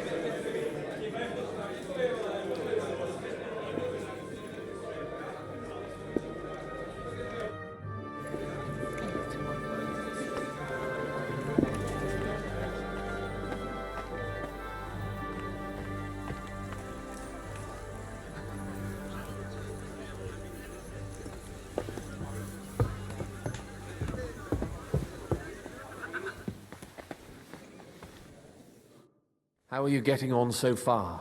Aside from the happy family reunion, everything is going according to plan. Thanks for asking. I'd almost forgotten about that little detail. But fortunately, it wasn't too much of a fuss. Father is getting old. There were times when he could keep yelling at me half the day. Keep it up. We've still got a lot of work to do. Just don't overdo it with the wine. No one takes a walking wineskin seriously.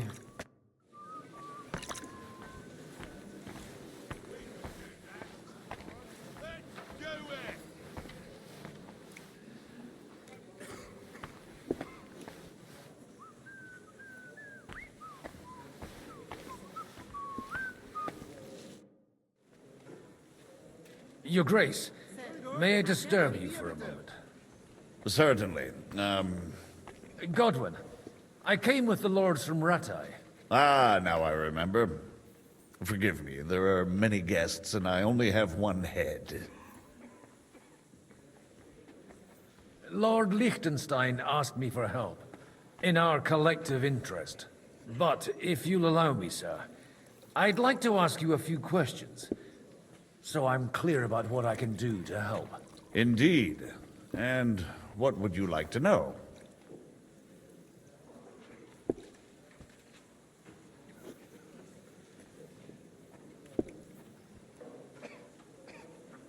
Your plan, if I may be so bold, has a few gaping holes. Sigismund may attack anywhere and any time, and we have no way to defend ourselves. You want to wait. Fine. But you should at least give some assurance to the lords that they'll live to see it through. You amuse me, Godwin. A parish priest teaching the Margrave of Moravia about politics. I know you mean well, but try to look at it with cold reasoning. I'd reason better with an army at my back. Do you realize how much such an army costs? The gentlemen here have trouble agreeing about much lesser sums. And if a way could be found, and the means... Before that happens, Sigismund will take his shoes off and head off to Rome barefoot. Do you still think the lords will agree at the end of the day? I'm beginning to lose hope. That's the way of politics. Some are persuaded by silver, some by a well-chosen word. Others are convinced by tempting promises. And if none of that does the trick? Such cases usually end in quarrels between former allies, while the enemy is laughing up his sleeve.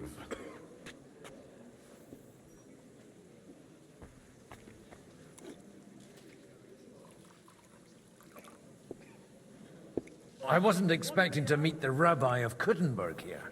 Really? Half of Kuttenberg has accumulated debts with usurers that they cannot repay, or even do not intend to. The rabbi knows his people are under threat, and that Sigismund will not protect them if something should befall, similar to what happened in Prague. So they naturally took a stance against Sigismund. What's more, if Wenceslas regains the throne, they can expect him to reward them. On whose side do the wealthy burghers stand? From the entire elite of Kuttenberg. Only Kunzelin Rutard and Haman Alder have come here. Not that I'm surprised. The king keeps a close eye on them through the city council, seeking the slightest pretext to confiscate their wealth. But if Rutard and Alder can be persuaded... We don't need to convince Rutard. And Martin is already working on Alder. But he might be pushing a little hard.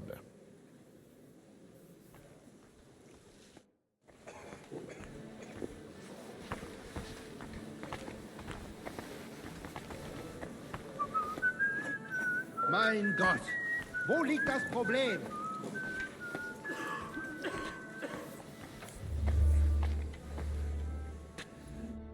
God be with you, noble lady. There's something I'd like to ask of you. God be with you. What would that be? Your diplomatic support. And your money. No beating around the bush, eh? I like that. But what do you want my money for? Margrave Yob's plan has some gaps, milady. We need to gather enough resources to... To muster an army that Margrave can't afford on his own? Christ. Be praised. You're astute. I should say so. All sorts of people have their eyes on my money, and divining their intentions is a necessity. Although, between the two of us, it isn't hard to figure out what Liechtenstein is after.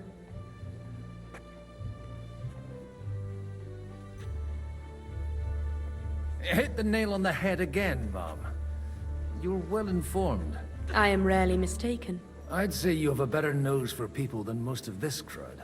Not only for people, but also for good food and wine. And beneficial deals. Then you're in the right place. This occasion provides all of those things. The wine here is average. The cooks lack imagination. And I have yet to hear any interesting offers. So, to the point. What is it that Liechtenstein wants from me? Nothing more than support and resources for an army to parley more effectively with Sigismund. Nothing more? I'd say that's plenty. And why ask me for help? Why should I, of all people, take the risk?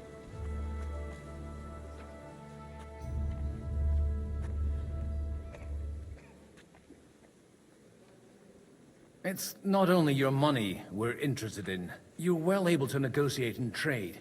And if you were to take part in our plan... Then I'd be helpful to you on two fronts. If you want me to support you, you must give me a good reason. Perhaps a favor in return. Do you have something in particular in mind? Well, one of the guests here has something that shouldn't get into the wrong hands. Who's that? Haman Alder. Now, if you were to switch these papers for the ones he brought with him, I would support your proposal.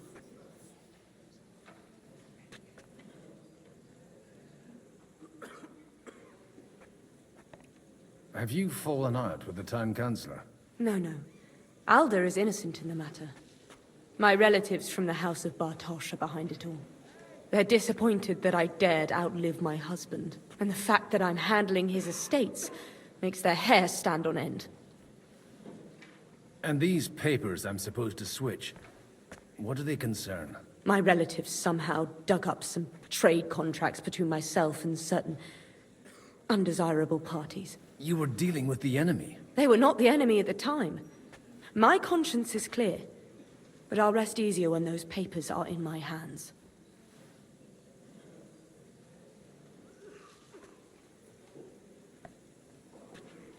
All right, I'll help you. Or at least I'll give it a try. Alder will surely have the papers in his saddlebags, which he left in the shed on the outer courtyard. Bring them to me, and put these there instead. But watch yourself.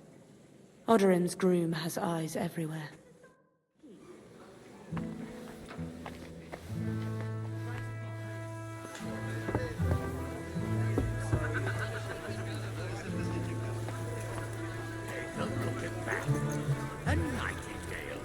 surrounded by horse.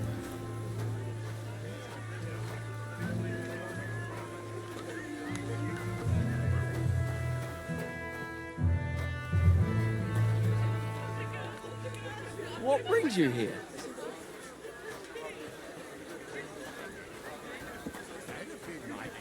And they all screeched like the devil. Be careful with those groschen, my friend. What is this about? Oh, nothing. An old grievance. A little misunderstanding involving a big pile of counterfeit groschen. How big a pile? Big enough for that bastard Istvan to raise a small army. He caused us a shitload of trouble. I heard about that Hungarian pussack. But he was dangerously clever. And as slippery as a bag of eels.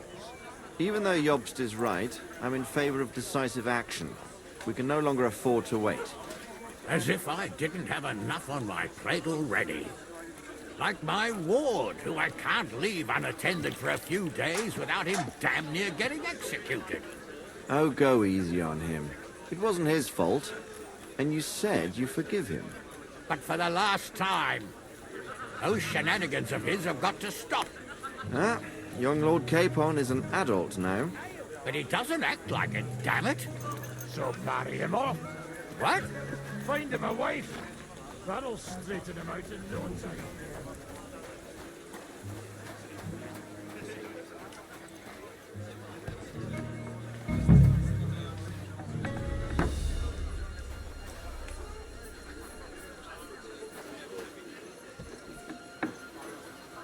What brings you here?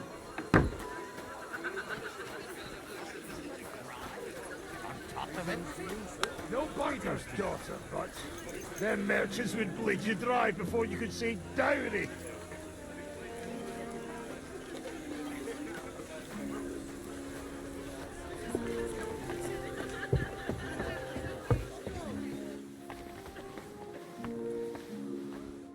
I've got those papers from Alder for you. Quiet! You don't have to announce it to everyone. Lady, with all the clamor going on here, I can hardly hear my own thoughts. Here they are. You're more capable than I expected. Thanks for the help. You're welcome. And now you're part of the bargain. As agreed. I will support Liechtenstein's proposal with both words and money. Thank you, noble lady. God will... Yes, quite.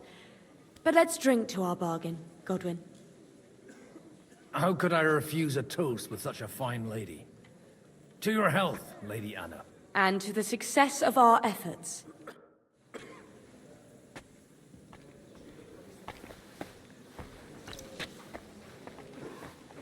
I'm still hoping it works out and we walk out of here with a clear plan. But maybe you were right. It was probably not the best idea to gather all the lords under one roof. At other times, I would celebrate hearing you admit a mistake, Margrave. But if I were you, I wouldn't lose faith just yet. Sometimes all you need to do is send the right man to whisper the right words into the right ears. You mean you managed to convince someone? Someone influential? Not at all. I managed nothing.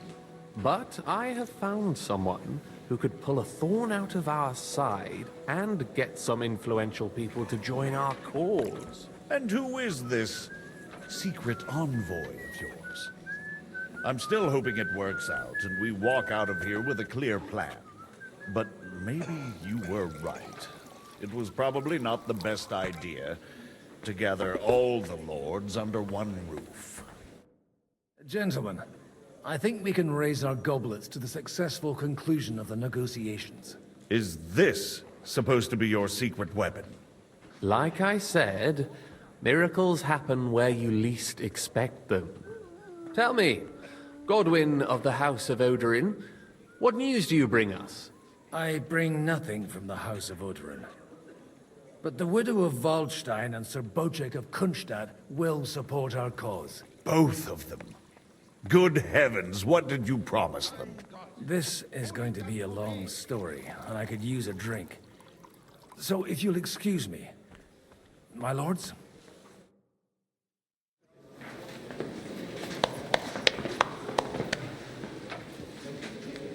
It would seem that we have all benefited from the break in these proceedings.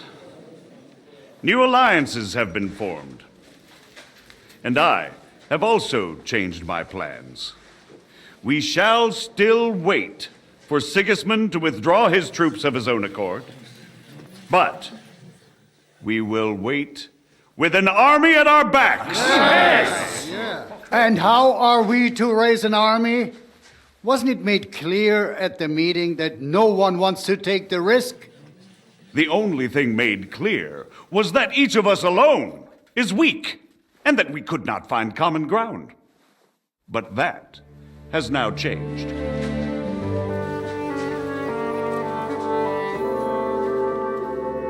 King Wenceslas is, by the will of God, the Balbatim of all his subjects.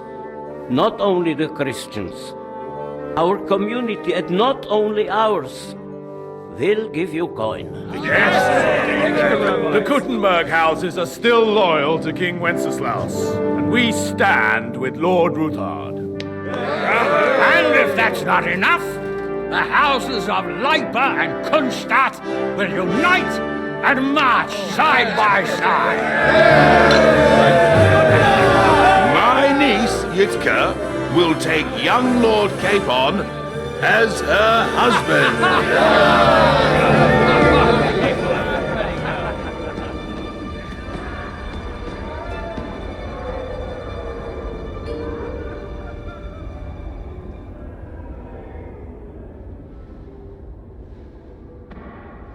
Lords Kunstadt, Hanush, Radzig, and I will set out immediately.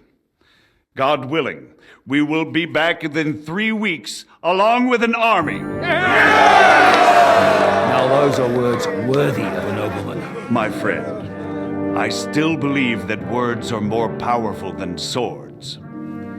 And our words will ring in 1,000 voices to the glory of King Wenceslas.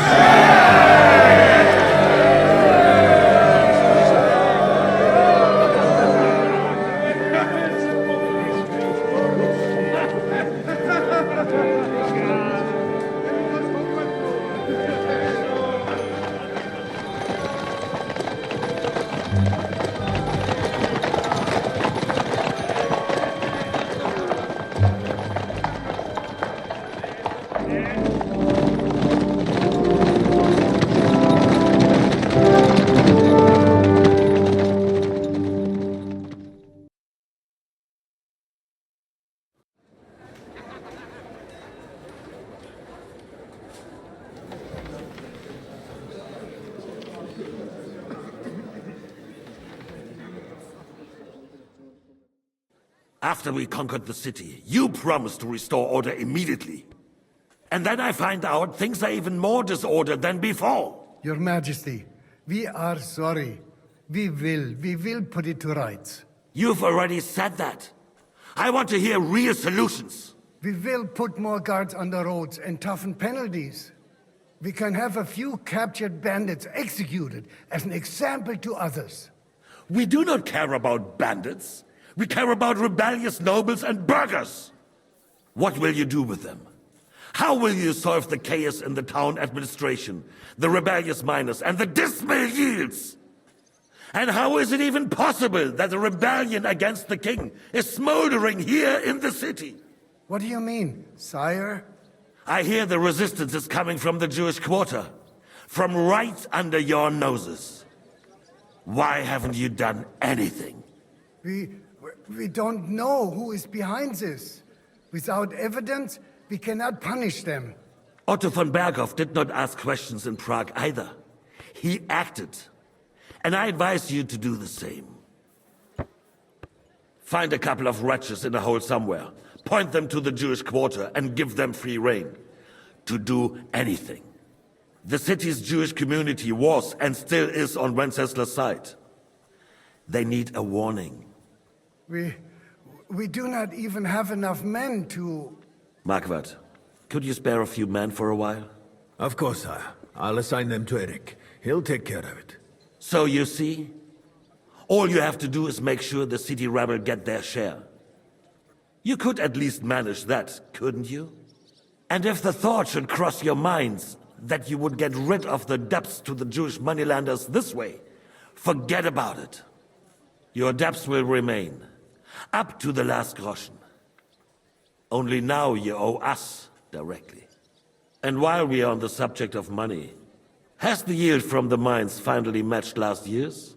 Sire, the deposits are dwindling, and mining is becoming increasingly difficult. And to make matters worse, the miners started rebelling. Don't take us for a fool. They'll stop rebelling when you pay them proper wages. Your Majesty, we can't do that. Silence! How dare you oppose the kingdom's protector? You're a bunch of incompetent sycophants. Chicken shits. Not any better than the scum hiding in the forest. I apologize, sire.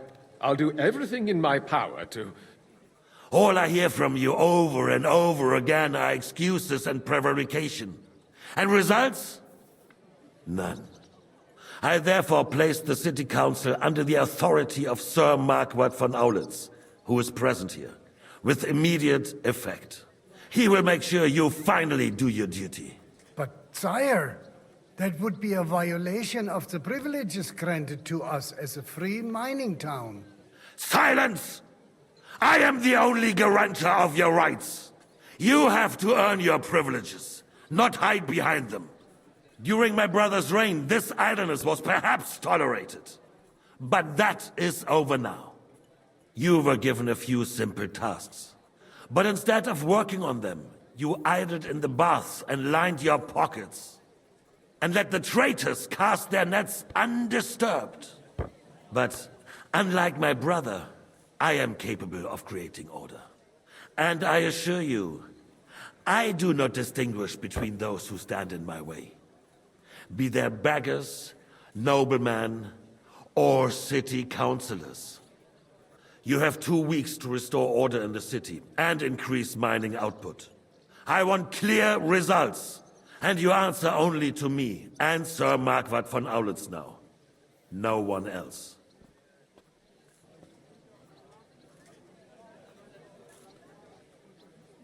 The council is dismissed. You, don't go anywhere, boy. Be so kind and remain here. Our throat has become rather dry. And we still wish to speak with our friend von Aulitz. Yes, sire. As you wish, sire. Between the two of us, Marquardt, was I not perhaps too harsh on them? And speak candidly. We have had enough of false flattery. Sire, you were harsh, rightfully so. These councillors, they need to be shown their place. You suffered their insolence for far too long.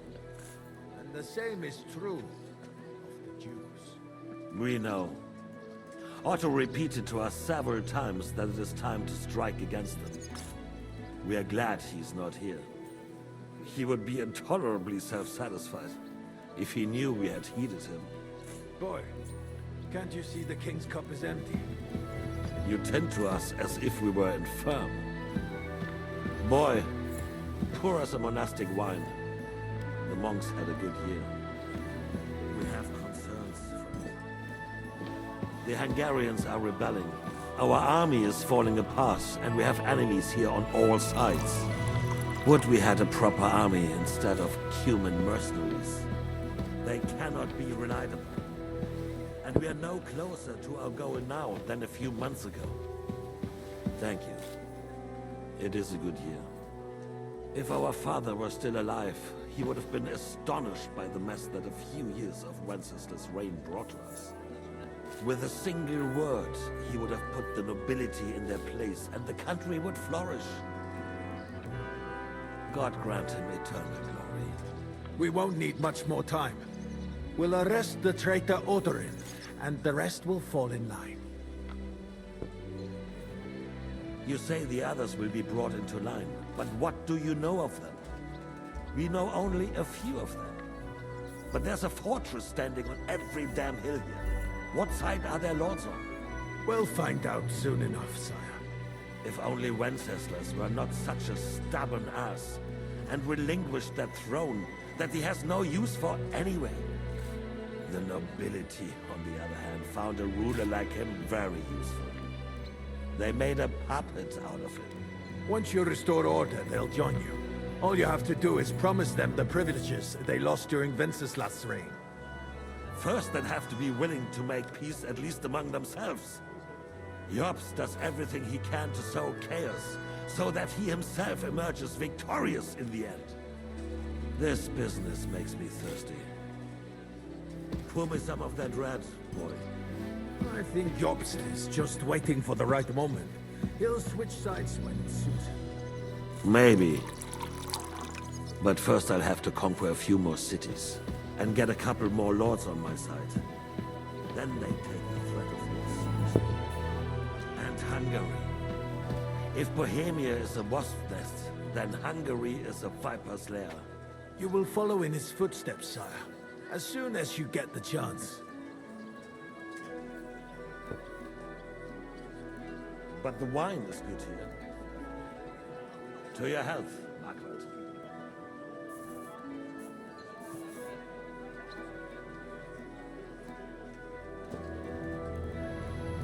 And to your health too, boy. May your children grow in a land ruled by a good king. Thank you, sire. You are too magnanimous. Why? You did a good job. You can be proud of yourself. To your health, Your Majesty.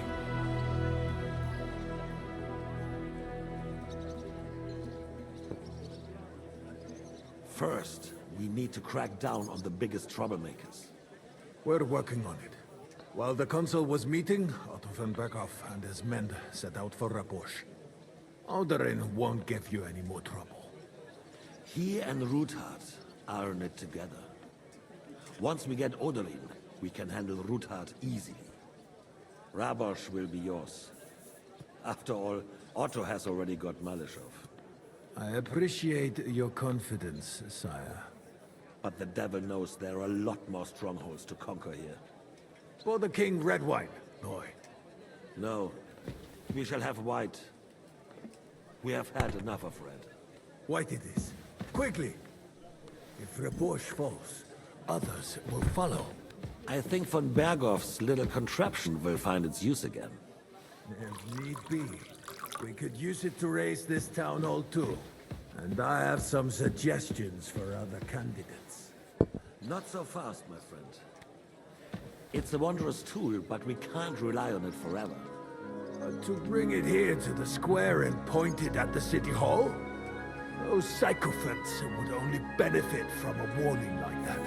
It's a splendid idea, but it won't be necessary. The councillors are quite fearful enough already that they can hide nothing from us. There's been enough fretting, sire. You shall see. Soon we will drink to the conquest of another fortress. You are right. So then, to victory. And you, boy, will you drink with us? So that you shall have something to tell your children and grandchildren. To victory, sire. To today's, and those of the future.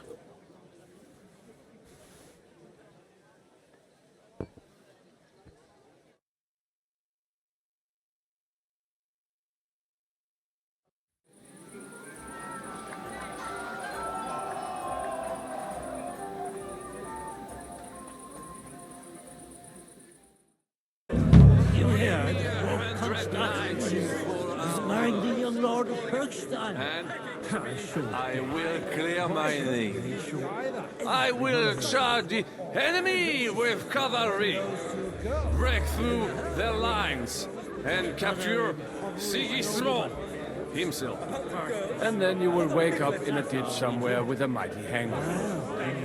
I am not drunk. At the French court, I drank many under the table. Even the notorious. How'd you like a wine, The art of winemaking has a long tradition in La Belle France. Recipes are passed on from father to son, and each generation brings them to perfection. I myself was practically raised on wine. How many I have tasted. Even the French royal court took note of my refined taste. The king himself had wine delivered for his table according to my advice.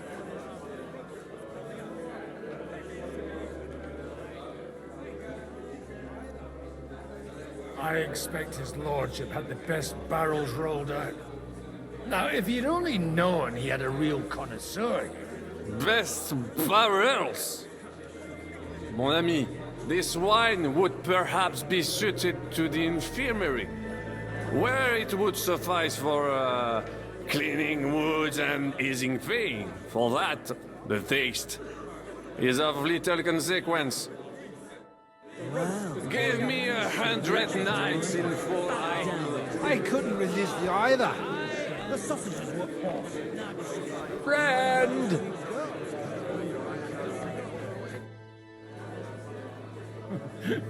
You in need of something, my wild friend? I'd like to drink a toast with you to our joint success. As they say, all's well that ends well. So, to brighter tomorrows. Touching. Come now. What's become of your poetic soul? I never had one. Truly? Not even a little?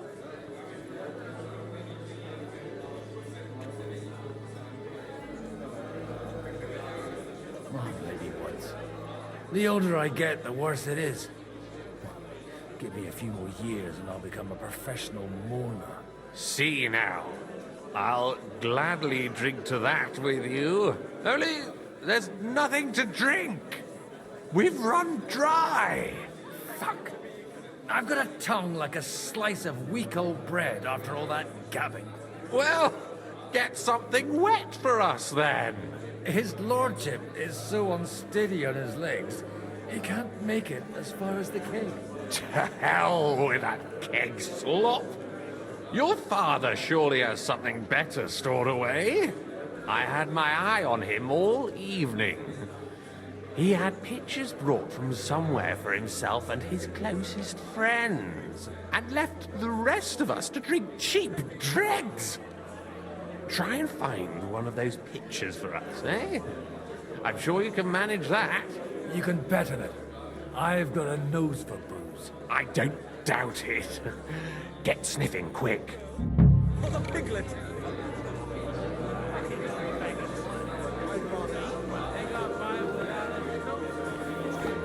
Stuff your core anywhere, even at home.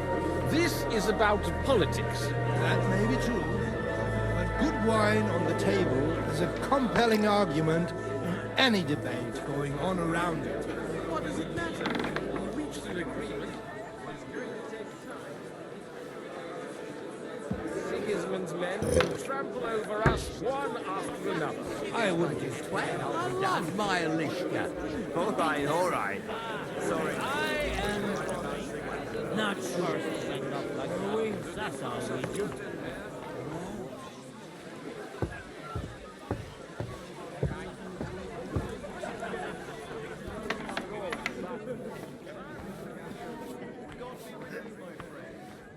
Ugh, what a mess.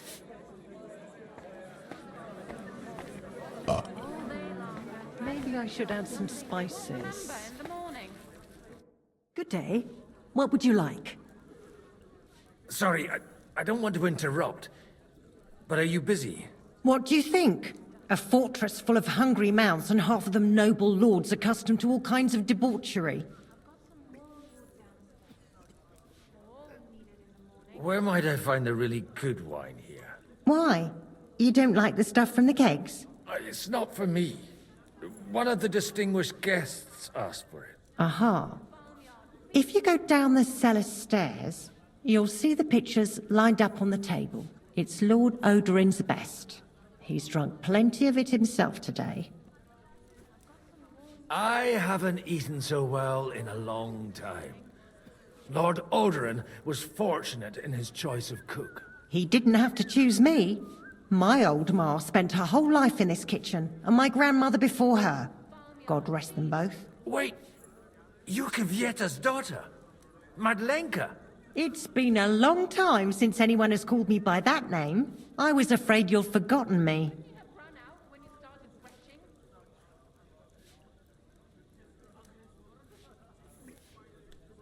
You haven't changed at all. But I have. And you've changed too. You left a haughty young pup, and now you return... An old dog. Not at all. The years have been kind to you.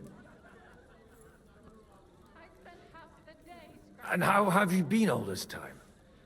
Did my father give you a hard time? Not really. When he remarried and had another son, his mood improved quite a bit. I also got married. And soon I had my little Elishka running around under my feet in the kitchen. Young Sir Christopher used to come and play with her sometimes.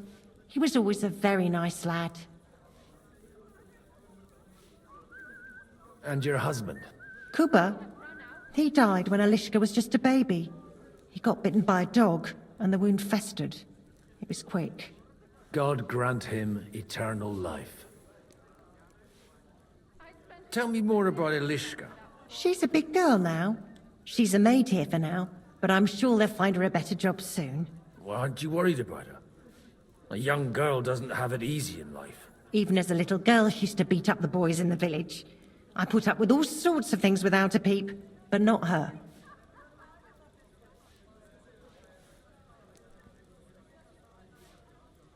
Why don't we go somewhere together?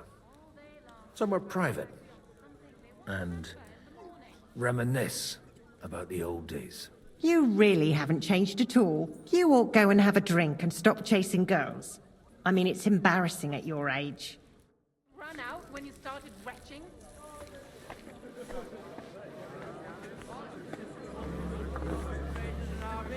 He'll shit himself and run back to Hungary. And why would he do that?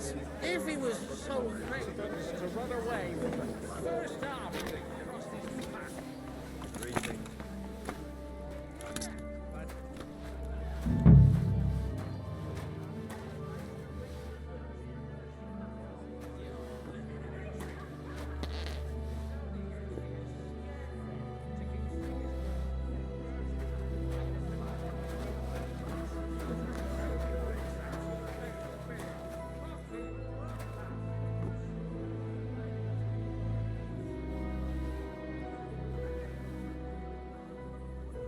The rat'll be good, I hope.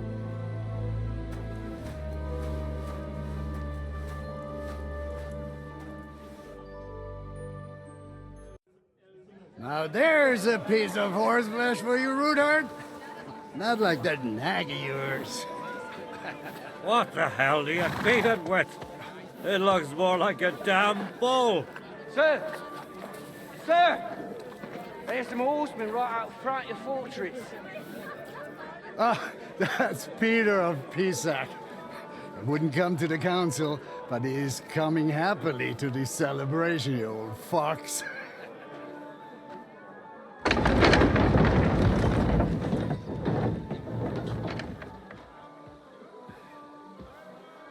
Come on in, sir. There's wine aplenty.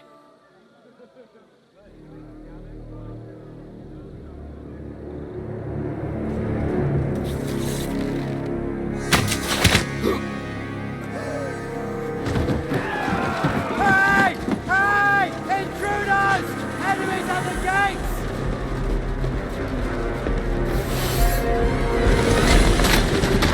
Seize the nobles! Kill the rest!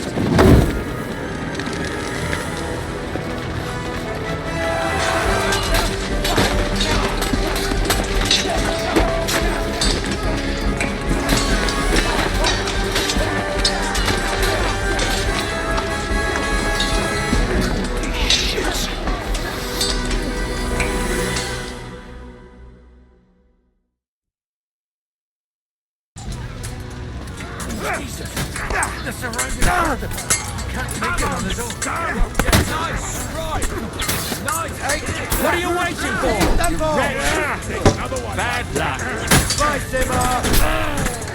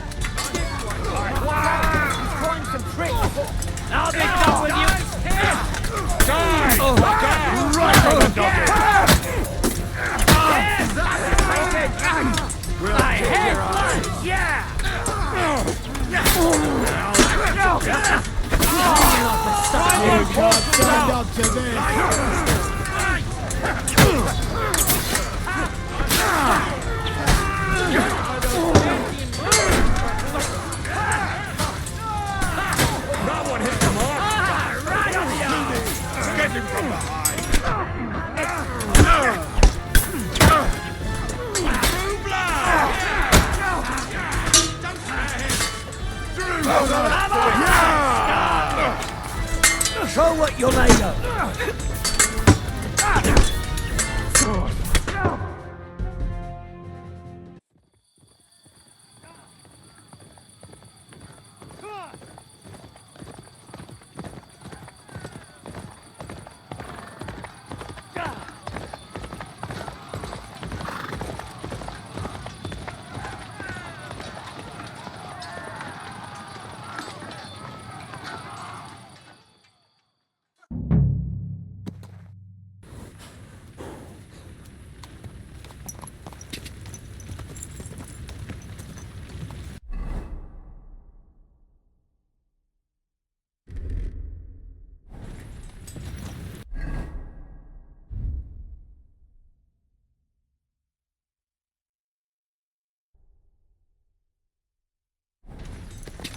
Go!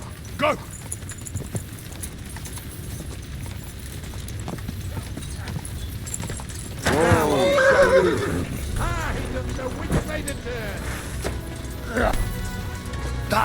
Do it!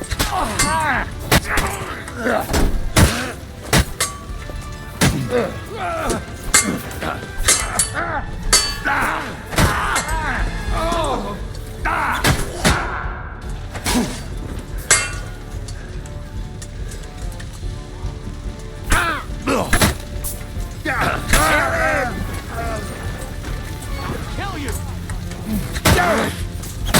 We'll kick your asses!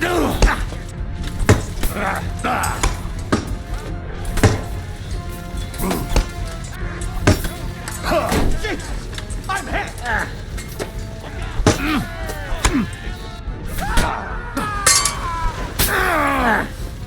We're done here, Horsens.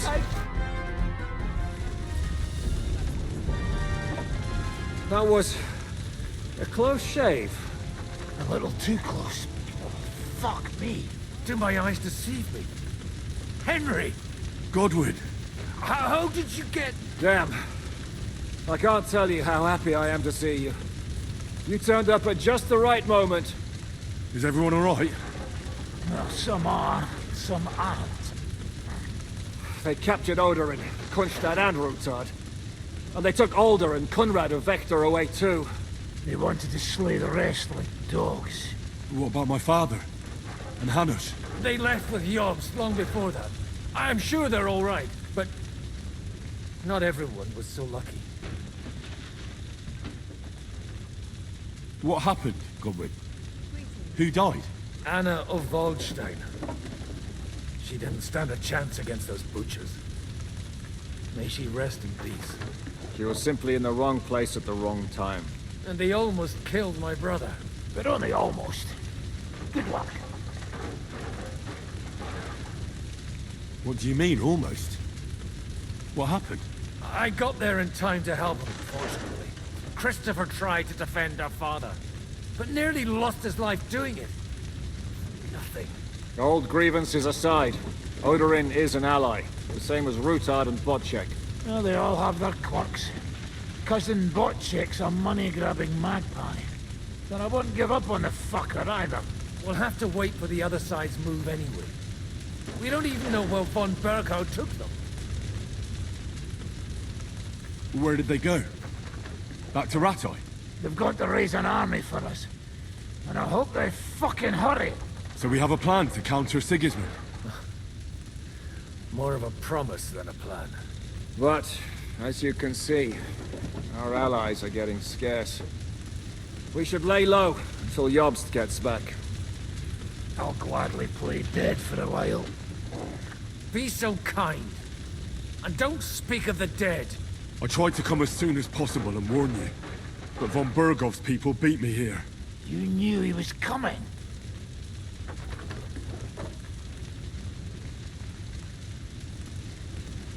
I was standing a few steps from von Aulitz when he told Sigismund I was pouring them wine, and had to listen to how Sigismund was going to give him Raborsch.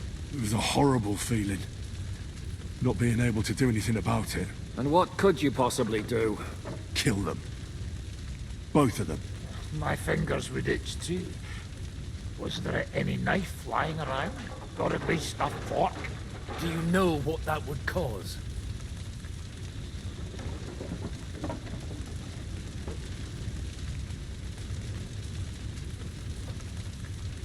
The war would end.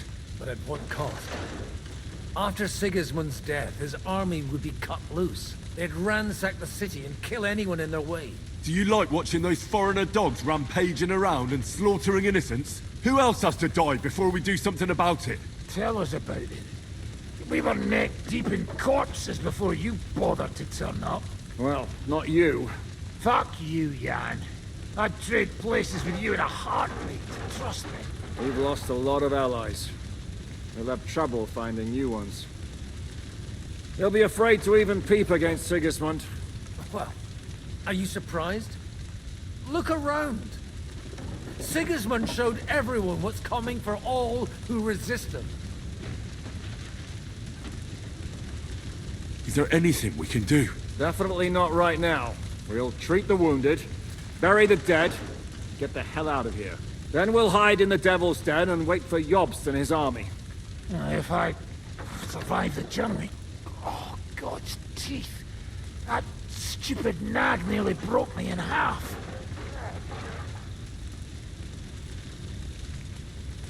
The king announced one more thing at the council. He asked the councillors to ransack the Jewish quarter. That is, he ordered it, more like. Fuck! Liechtenstein's got his people there. They could reveal a lot. The city rabbi is sitting upstairs in the hall. At least he's safe here. They're our allies. We have to help them. What do you mean by we? Everyone here is lucky to be still breathing. I can just see them all jumping to their feet and rush to save their poor Jews. Maybe Samuel will figure something out. He wanted to talk to you anyway. He's here too? Aye, escorting the rabbi. You should go and see them as soon as possible. And tell Liechtenstein too. Anyway, we've got work to do. Godwin? Give me a moment. I'll go and see Christopher first. Guard the walls until morning. If anyone shows up, I want to know about it. I'll be with Christopher. Like this. God's punishment or not, brought it upon themselves. Just as greedy as a pig. Good to see you both. Alive. Oh, come on. You know, I've walked out of much worse scrapes laughing. They could well have killed us all. If it hadn't been for you, Henry, von Berkhoff could have caused a lot more harm.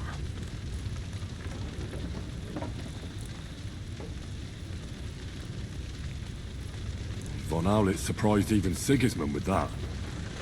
You should have seen the look on the king's face when he told him. Well, thank God we all survived. Well, not all of us. They killed Lady Anna of Volstein and many other nobles. It was slaughter.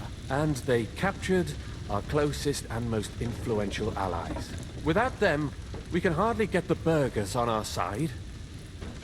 We're stuck.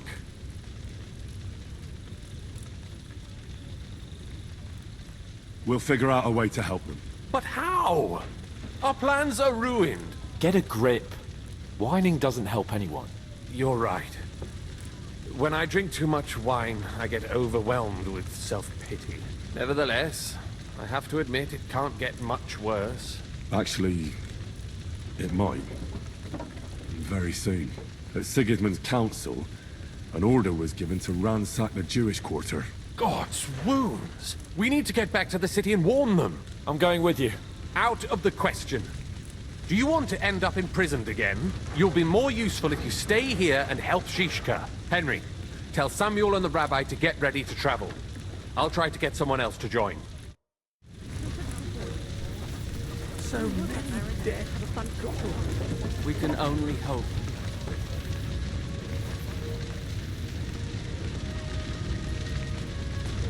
Good doggy.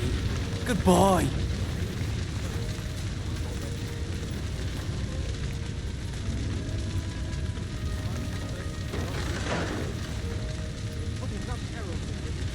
What will happen to his lordship now?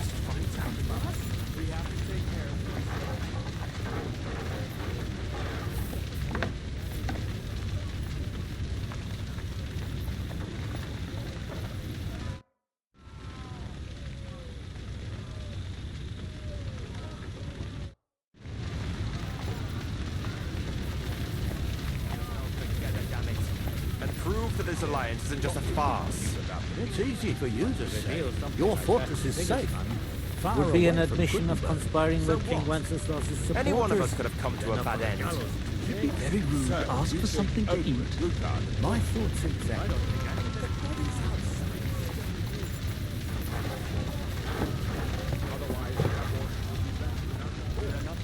No one knows where they took order in. The others. Don't mourn just yet. Did I say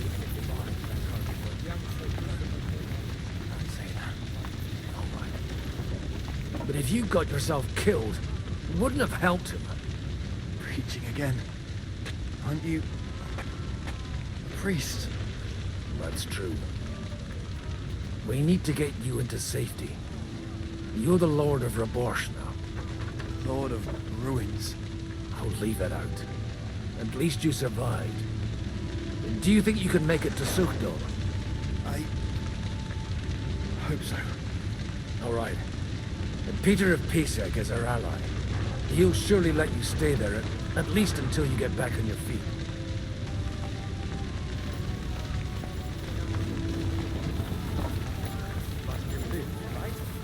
He should. He was covered in blood.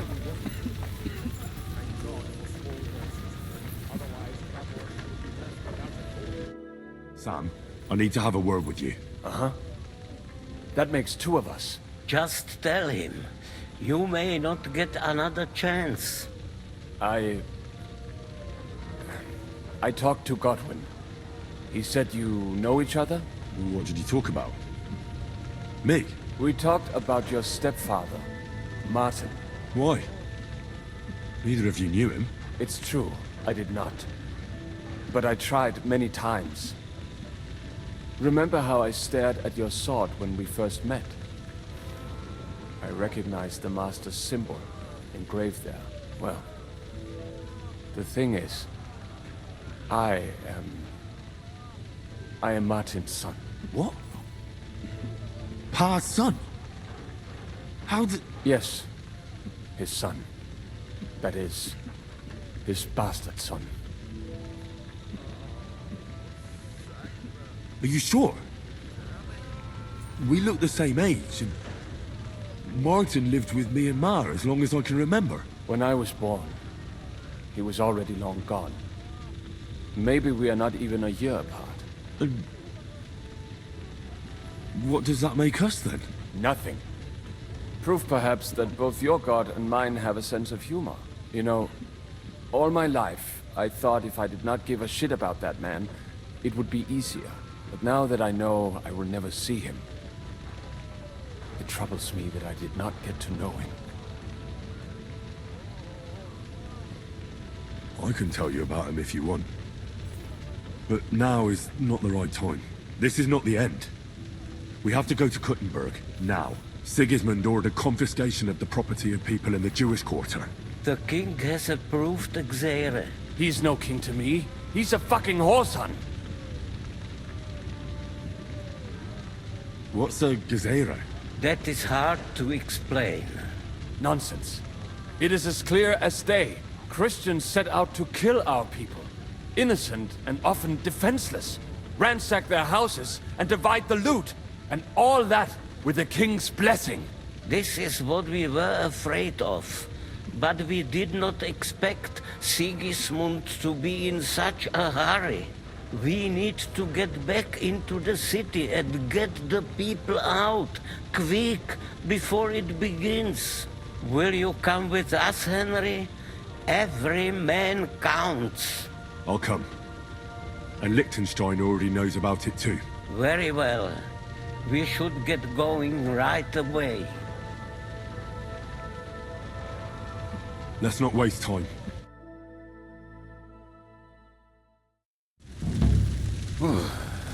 Thank God you're all right. On the way here, I saw Sigismund horsemen and feared the worst. Kubienka? What brings you here? Well, I heard you were having some kind of a feast here, so I came to grab a bit of meat. And I see, instead of that, you have a massacre here. Well, the real massacre is yet to come if we don't do something fast. We have to get to Kuttenberg. Can we borrow the wagon you arrived on? But of course. I borrowed it too, if you know what I mean, but, Could you stop blabbering already? We don't have the time. Easy, Ingele. And you, sir, if you can, come with us and help us. All right. But could you please tell me what the fuck is going on? I'll explain to you on the way. Time is running out. Are you coming too, Sir John? Of course.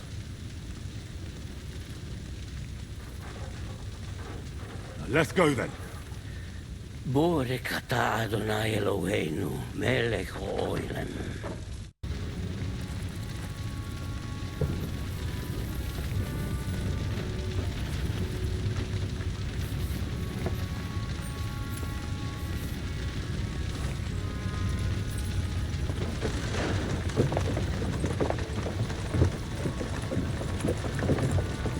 Peresh, can we go any faster? Settle down, son. If you must keep your tongue busy, then use it to pray. Would you tell me what the fuck is going on already? Sigismund ordered an attack on the Jewish quarter. We need to take all my papers and get the people out of there. Bloody hell. I just got ailed up so nicely today. Oh, that is just great. My mother's life is in the hands of a drunkard. Don't worry. We'll save your mother. And everyone else too. Don't forget that. You seem to care an awful lot about these people, sir. Are you surprised? It's all my fault. If they weren't helping me... That droid of Sigismund, may his name be erased, would have found some other excuse to get rid of us. Look, it's not that I don't feel sorry for you, but don't you think maybe we could make the horses go a little faster? At this pace, we won't make it there in a week. Samuel, what was the story with your mother and Martin? Do you really want to talk about this right now? Well, it may be the last chance we get.